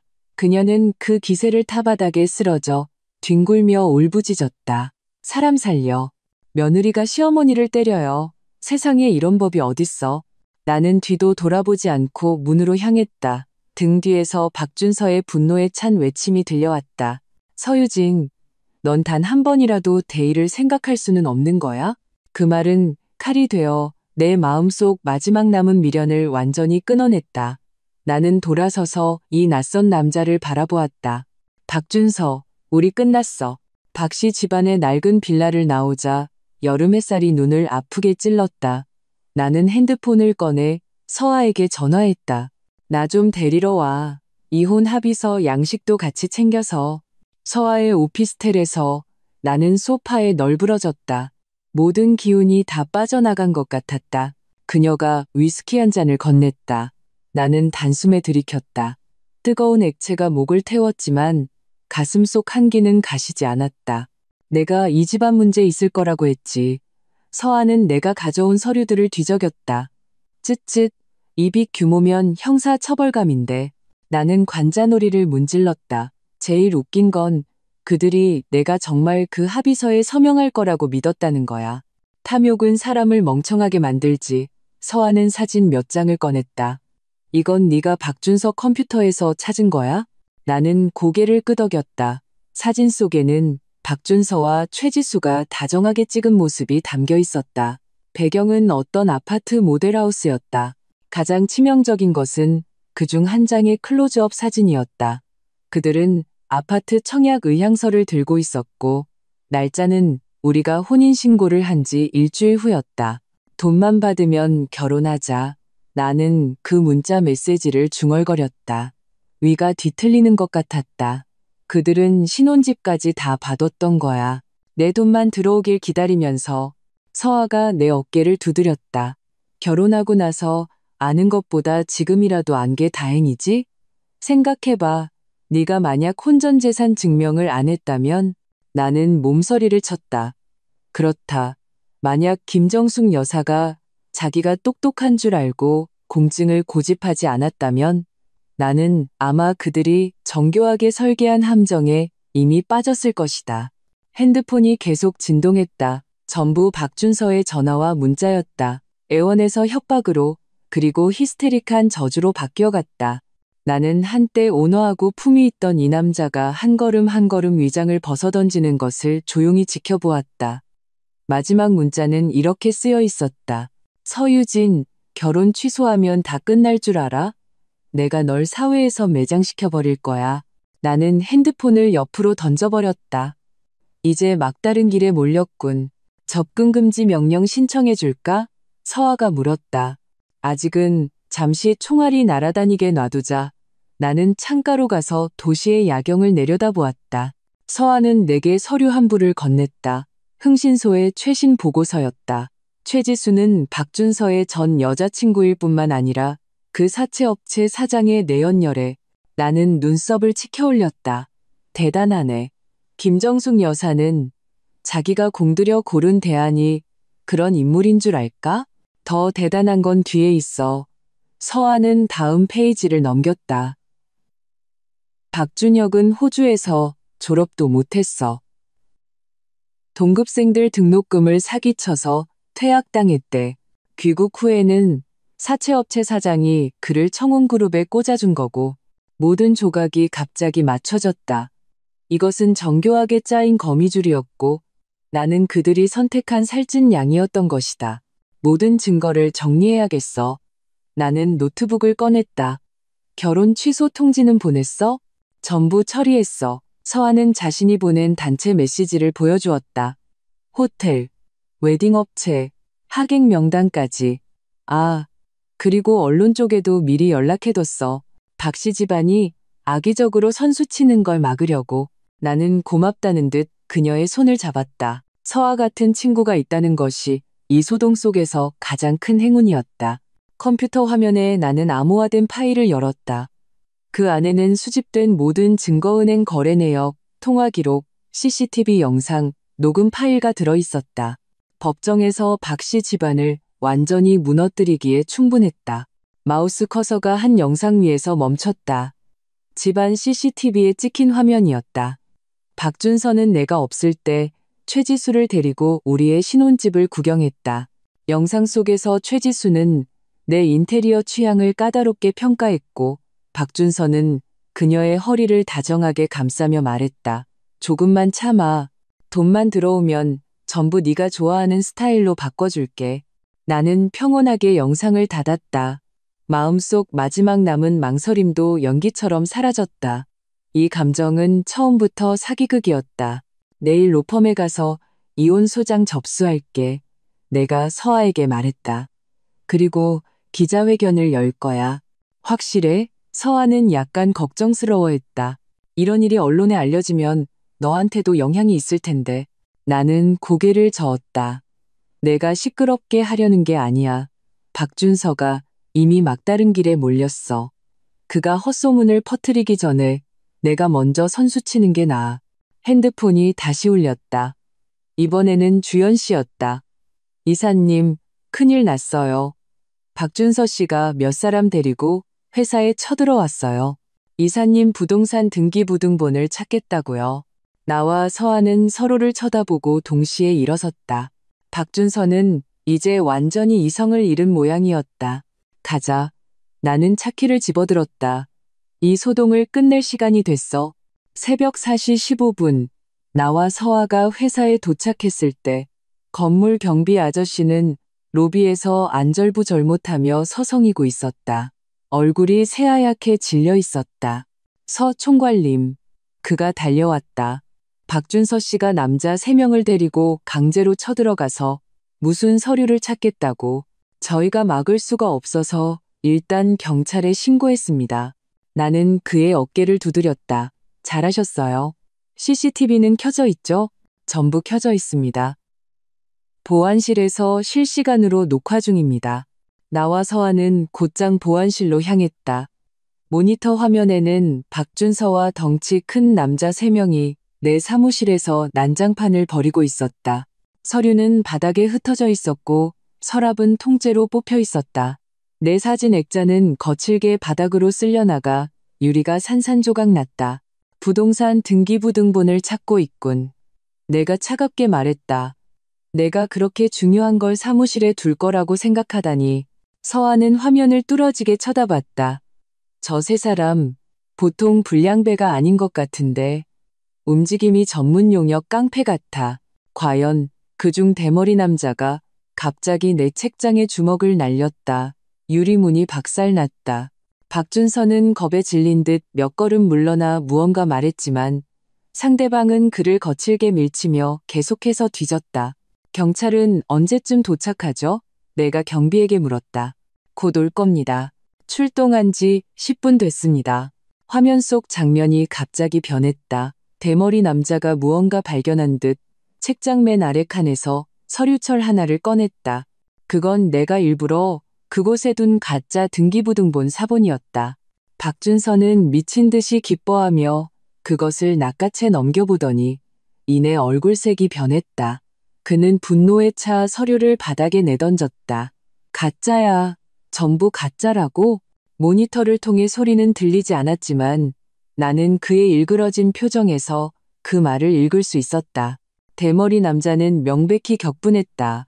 그는 박준서의 멱살을 잡아 벽에 밀쳤다. 다른 2사람은 내 컴퓨터와 사무기기들을 부수기 시작했다. 바로 그때 경찰 사이렌 소리가 멀리서부터 가까워졌다. 가자, 저들을 만나러. 내가 서아에게 말했다. 15층에서 엘리베이터 문이 열렸을 때 혼란스러운 장면이 눈에 들어왔다. 경찰이 이미 상황을 통제하고 있었다. 그 3명의 깡패는 바닥에 엎드려 수갑이 채워지고 있었고 박준서는 벽에 기댄 채 잿빛 얼굴로 주저앉아 있었다. 서유진, 그가 나를 보고 눈에 희망의 빛이 스쳤다. 빨리 이 사람들한테 말해줘. 이건 다 오해야. 나는 네 남편이고 내 사무실에 들어올 권리가 있어. 나는 즉시 대답하지 않고 먼저 경찰에게 내 신분증과 사원증을 제시했다.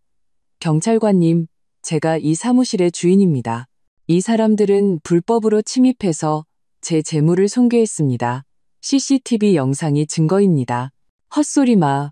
박준서가 발버둥 치며 일어섰다. 우리는 부부야. 무슨 불법 침입이야.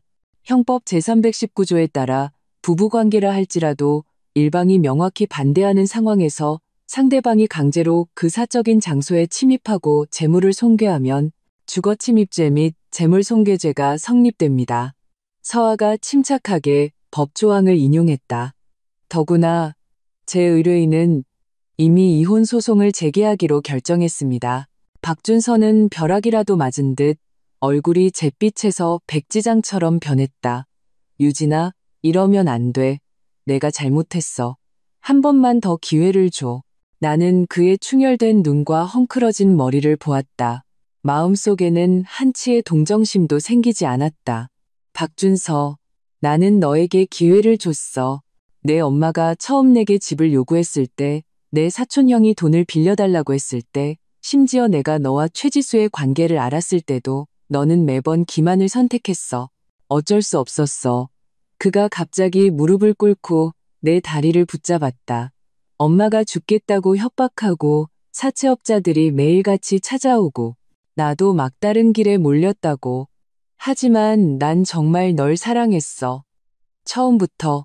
나는 부드럽게 다리를 뺐다. 사랑하는 사람은 깡패를 데리고 사무실에 쳐들어오지 않아. 사랑하는 사람은 내 돈을 가로채고 이혼할 계획을 세우지 않아. 나는 가방에서 사진 한 뭉치를 꺼내 그에게 뿌렸다. 이게 네가 말하는 사랑이야? 사진들이 바닥에 흩날렸다. 전부 박준서와 최지수의 다정한 사진이었다. 레스토랑에서, 호텔에서, 심지어 우리 신혼집 침대 위에서 가장 눈을 찌르는 것은 아파트 매매 계약서 한 장이었다. 매수인란에는 그들 두 사람의 이름이 선명하게 적혀 있었다. 계약금 출처에는 서유진 부동산 담보 대출금이라고 명시되어 있었다. 경찰관이 몇 장 주워보고는 눈빛이 날카로워졌다.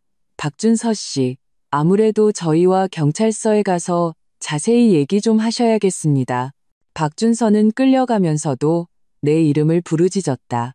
목소리가 죽어가는 짐승처럼 처절했다. 나는 그 자리에 서서 엘리베이터 문이 닫히고 그가 내 인생에서 완전히 격리되는 것을 무표정하게 지켜보았다. 오전 9시 나는 로펌 회의실에 앉아 있었다. 앞에는 이혼 합의서가 펼쳐져 있었다. 서아와 그녀의 동료가 조항을 하나씩 설명하고 있었다. 두 분의 짧은 혼인 기간과 혼전 계약서를 고려하면 재산 분할은 간단합니다. 서아가 서류를 밀었다. 유일하게 주의할 점은 박준서 씨가 정신적 피해 보상을 요구할 수도 있다는 겁니다. 나는 냉소했다. 깡패 데리고 내 사무실을 때려 부수고도 보상을 요구할 염치가 있을까? 그냥 형식적인 절차일 뿐입니다. 서아의 동료인 김 변호사가 웃었다. CCTV 영상이 있어서 그가 이길 확률은 0입니다. 그가 망설이다 덧붙였다. 다만 언론에서 이미 냄새를 맡았습니다. 나는 창밖을 보았다. 과연 건물 아래에 카메라를 든 기자 몇 명이 서성이고 있었다. 이렇게 빨리? 박씨 집안에서 흘린 정보야. 서아는 핸드폰으로 뉴스 기사를 보여주었다. 단독 아파트 38채 신부 결혼 전날 파혼 분노한 신랑 사무실 난동. 쯧쯧. 제목 봐라. 기사에는 나와 박준서가 그랜드 아델라 호텔에서 찍힌 사진이 실려 있었다.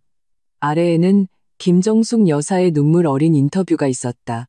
내 아들이 속았어요. 그 여자는 재산을 숨기고 사기 결혼을 한 거예요. 나는 눈을 감고 심호흡했다. 이것이 바로 내가 걱정하던 상황이었다. 사적인 일이 공공의 무대로 옮겨져 타인의 입방아에 오르내리는 것. 성명서 발표할까? 내가 물었다. 아직 좀 더 기다려. 서아의 눈이 영리하게 빛났다. 총알이 좀 더 날아다니게 놔두자. 박씨 집안이 높이 뛸수록 더 아프게 떨어질 테니까. 말이 끝나기 무섭게 주연 씨에게서 전화가 왔다. 이사님, 김정숙 여사가 기자들 한 무리를 데리고 회사 앞에서 공정한 해명을 요구하며 시위하고 있습니다. 경비원들이 막고는 있지만 정문을 막고 있어서 직원들이 출근을 못하고 있습니다. 나와 서아는 서로를 쳐다보고 동시에 일어섰다.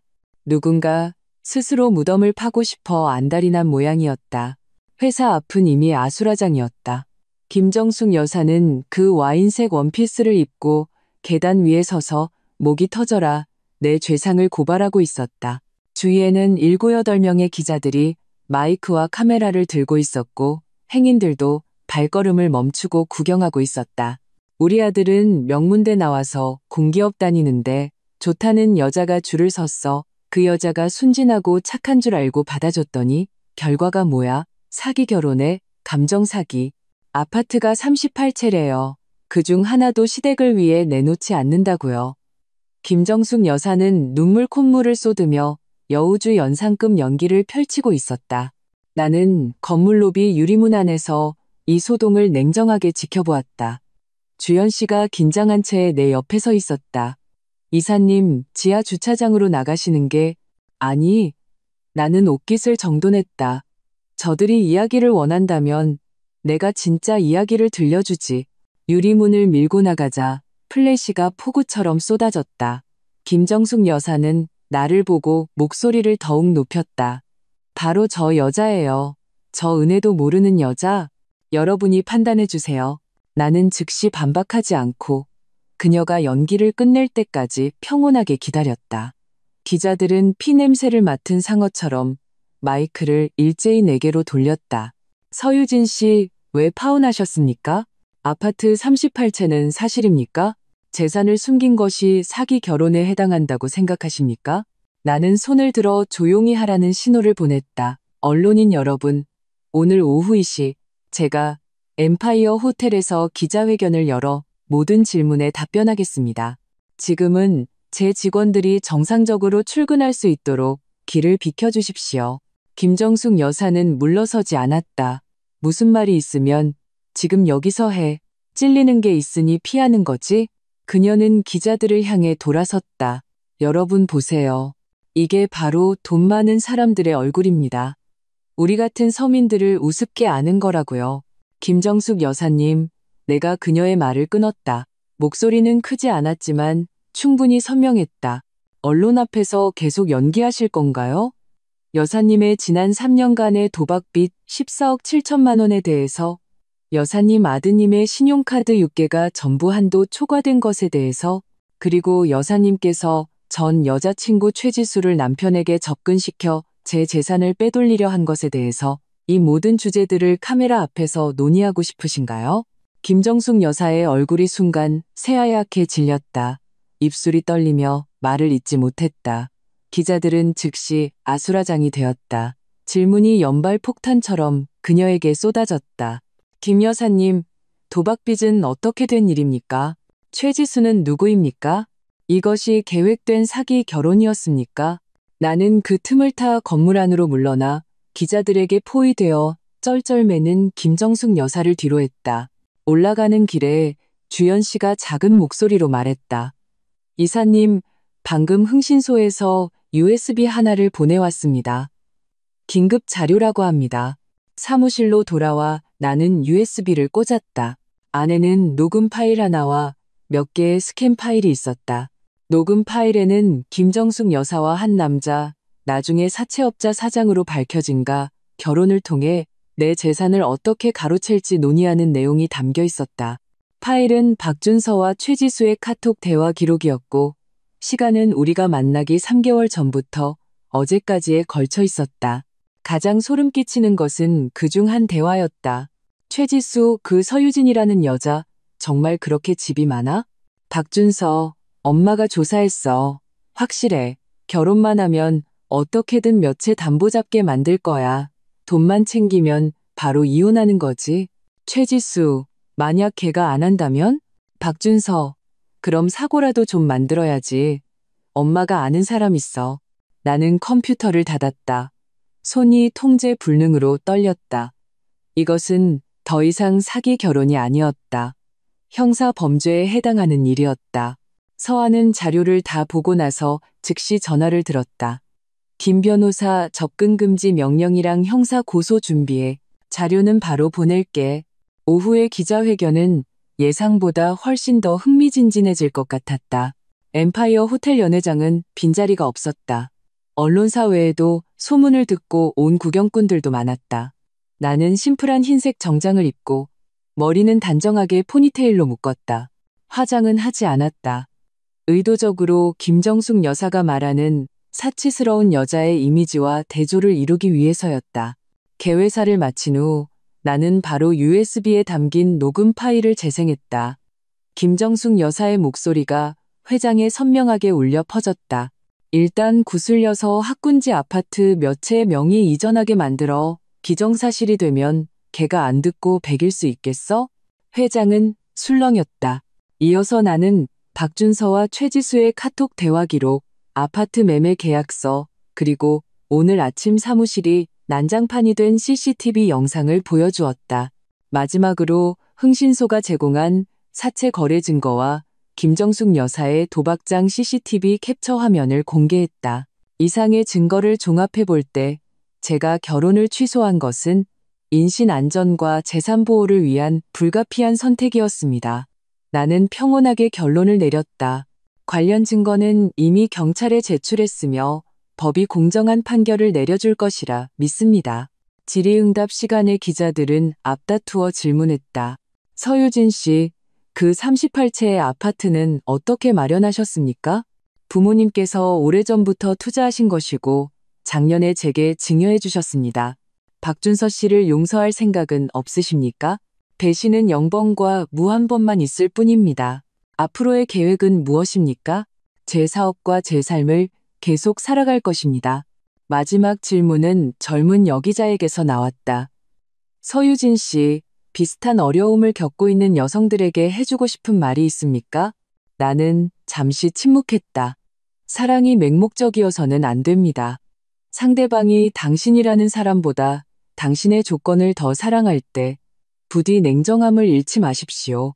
그리고 혼전재산 증명은 좋은 습관입니다. 김정숙 여사님께서 그걸 고집해 주셔서 저는 매우 감사합니다. 기자회견이 끝나고 서한은 내게 경찰이 박준서와 김정숙 여사를 정식으로 소환했다고 알려주었다. 그 깡패 중 한 명은 수배범이었고 그를 통해 사채 조직의 실마리를 잡았다고 했다. 박 씨 집안은 이번에 완전히 끝장났다. 괜찮아? 서아가 물 한 잔을 건넸다. 나는 창밖을 보았다. 석양이 하늘을 금빛으로 물들이고 있었다. 생각보다 괜찮아. 나는 나지막이 말했다. 썩은 이를 뽑는 것과 같아. 당장은 아프지만 길게 보면 좋은 일이지. 핸드폰이 진동했다. 주연 씨에게서 온 메시지였다. 이사님, 회사로 수많은 언론 인터뷰 요청과 협업 제안이 들어오고 있습니다. 회신할까요? 나는 희미하게 미소 지었다. 퀄리티 있는 것들로 추려서 다음 주 미팅 잡아요. 인생은 계속되어야 한다. 그리고 나의 인생은 이제 막 가장 흥미진진한 페이지를 넘겼을 뿐이다. 기자회견이 끝난 지 석 달 후 초가을의 햇살이 나의 새 사무실에 부드럽게 쏟아져 내렸다. 지난 석 달간 너무나 많은 일이 있었다. 이혼 절차는 순조롭게 마무리되었다. 박준서는 공기업을 그만두고 남쪽 지방으로 내려갔다고 들었다. 김정숙 여사는 교사죄 및 사기 미수 혐의로 입건되어 조사를 받았고 박준혁과 사채 조직의 연관성도 드러나며 더 큰 사건으로 번졌다. 나의 삶은 다시 제 궤도를 찾았고 심지어 이전보다 더 나아졌다. 기자회견 후 회사에는 수많은 협업 제안이 쇄도했다. 아파트 38채 신부라는 꼬리표가 예상치 못하게 긍정적인 화제성을 가져다 준 것이다. 이사님, 청년 창업 지원 주택 리모델링 최종안 나왔습니다. 주연 씨가 문을 두드리고 들어와 두꺼운 서류철을 내려놓았다. 학군지 아파트 세 채를 개조하는 공사는 다음 달이면 마무리될 것 같습니다. 나는 서류를 넘겨보며 나도 모르게 입가에 미소를 지었다. 이것은 지난 몇 달간 내가 내린 가장 자랑스러운 결정이었다. 비어있는 부동산 일부를 저렴한 임대료의 청년 창업 공간으로 바꾸어 막 사회생활을 시작하는 젊은이들에게 빌려주는 것. 돈을 벌기 위함이 아니었다. 그저 과거의 나 자신에게 잠시 쉬어갈 수 있는 피난처를 마련해주고 싶었을 뿐이다. 아, 맞다. 주연 씨가 문과로 가다가 돌아섰다. 이민혁 변호사님 오셨습니다. 회의실에서 기다리고 계세요. 이민혁. 지난 석 달간 그는 법률 자문부터 사업적 협력까지 전문적이고 신뢰감 있게 나를 도와주었다. 가장 중요한 것은 그는 결코 사적인 질문을 하거나 박씨 집안 이야기를 꺼내지 않았다는 점이다. 마치 적절한 온도의 햇살처럼 따뜻하지만 눈부시지 않았다. 회의실에서 그는 서류를 넘겨보고 있었다. 블라인드 틈으로 들어온 햇살이 그의 신상에 줄무늬 그림자를 만들었다. 발소리를 들은 그가 고개를 들었다. 눈가에 옅은 미소가 번졌다. 리모델링 계획 정말 인상적이네요. 내가 그의 맞은편에 앉아 그가 말했다. 다음 달이면 첫 입주자들이 들어올 수 있겠어요? 그 용기에 감탄했습니다. 그가 진심으로 말했다. 아픔 속에서 벗어나 자신의 자원을 타인을 돕는 데 쓰는 사람은 흔치 않죠. 나는 웃으며 대꾸하지 않았다. 지난 석 달간 나는 이민혁의 비밀을 조금씩 맞춰가고 있었다. 그는 대학 시절 정말로 나를 짝사랑했지만 한 번도 고백하지 못했다.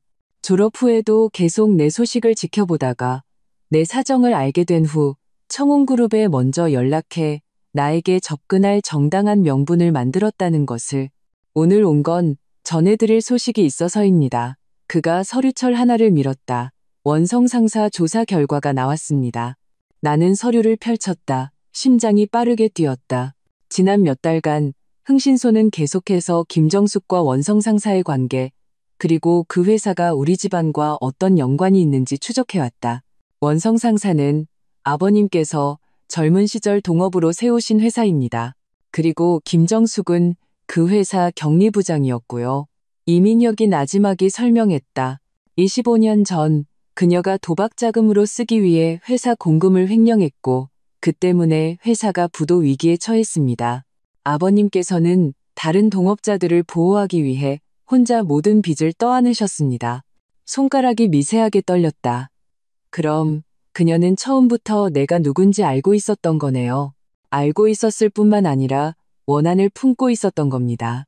이민혁은 서류 속 낡은 사진 한 장을 가리켰다. 이건 당시 회사 송년회 단체 사진입니다. 구석에 붉은 옷을 입은 사람이 바로 김정숙입니다. 사진은 이미 누렇게 발해 있었지만 젊은 시절의 김정숙은 알아볼 수 있었다. 그녀의 눈빛은 지금과 똑같이 원망과 도끼로 가득 차 있었다. 박준서가 당신에게 접근한 것은 처음부터 그의 어머니가 꾸민 일이었을 가능성이 큽니다. 이민혁이 조심스럽게 말했다. 재산을 노린 것이기도 하지만 복수심도 있었을 겁니다. 나는 서류를 덮었다. 가슴에 돌덩이가 얹힌 듯 무거웠다. 이 사기극은 25년 전부터 그 씨앗이 심어져 있었던 것이다. 조사해줘서 고마워요. 나는 마침내 말했다. 하지만 이제 이런 건 더 이상 중요하지 않아요. 그는 고개를 끄덕이며 영리하게 화제를 돌렸다. 청년 창업 지원 주택에 법률 고문 필요하지 않습니까? 제가 무료로 봉사할 수 있습니다. 나는 눈썹을 치켜 올렸다. 로펌 파트너 변호사님이 직접 무료 봉사를요? 특별한 사람을 위해서는 예외를 둘 수 있습니다. 그의 눈빛은 솔직하고 담백했다. 한치의 가벼움도 없었다. 햇살이 회의실 테이블 위로 쏟아져 따뜻한 빛의 웅덩이를 만들었다. 문득 대학 시절 도서관, 늘 구석자리에 앉아있던 그 남학생이 떠올랐다. 그림자처럼 조용했던 어떤 사람들은 보이지 않는 곳에서 그렇게 묵묵히 당신을 지켜보고 있었던 것이다. 좋아요. 나는 미소 지으며 수락했다. 대신 조건이 하나 있어요. 무슨 조건이죠? 오늘 저녁 같이 식사해요. 제가 몰랐던 대학 시절 이야기를 들려주세요. 그의 눈이 빛났다. 미소가 봄바람처럼 얼굴에 번졌다. 영광입니다. 창밖의 가을 하늘은 씻은 듯이 파랬다. 아파트 38채는 한때 내 인생의 짐이었지만 이제는 다른 사람을 돕는 자산이 되었다. 기만으로 가득 찼던 한 번의 결혼은 나의 신뢰를 거의 무너뜨렸지만 덕분에 진정으로 소중히 여겨야 할 사람을 다시 알아보게 해주었다. 인생이란 그런 것이다. 막다른 길에 다다랐다고 생각했을 때 모퉁이를 돌면 언제나 한 줄기 빛이 당신을 기다리고 있다. 그리고 이번에는 나는 그 빛을 향해 용감하게 걸어가기로 결심했다.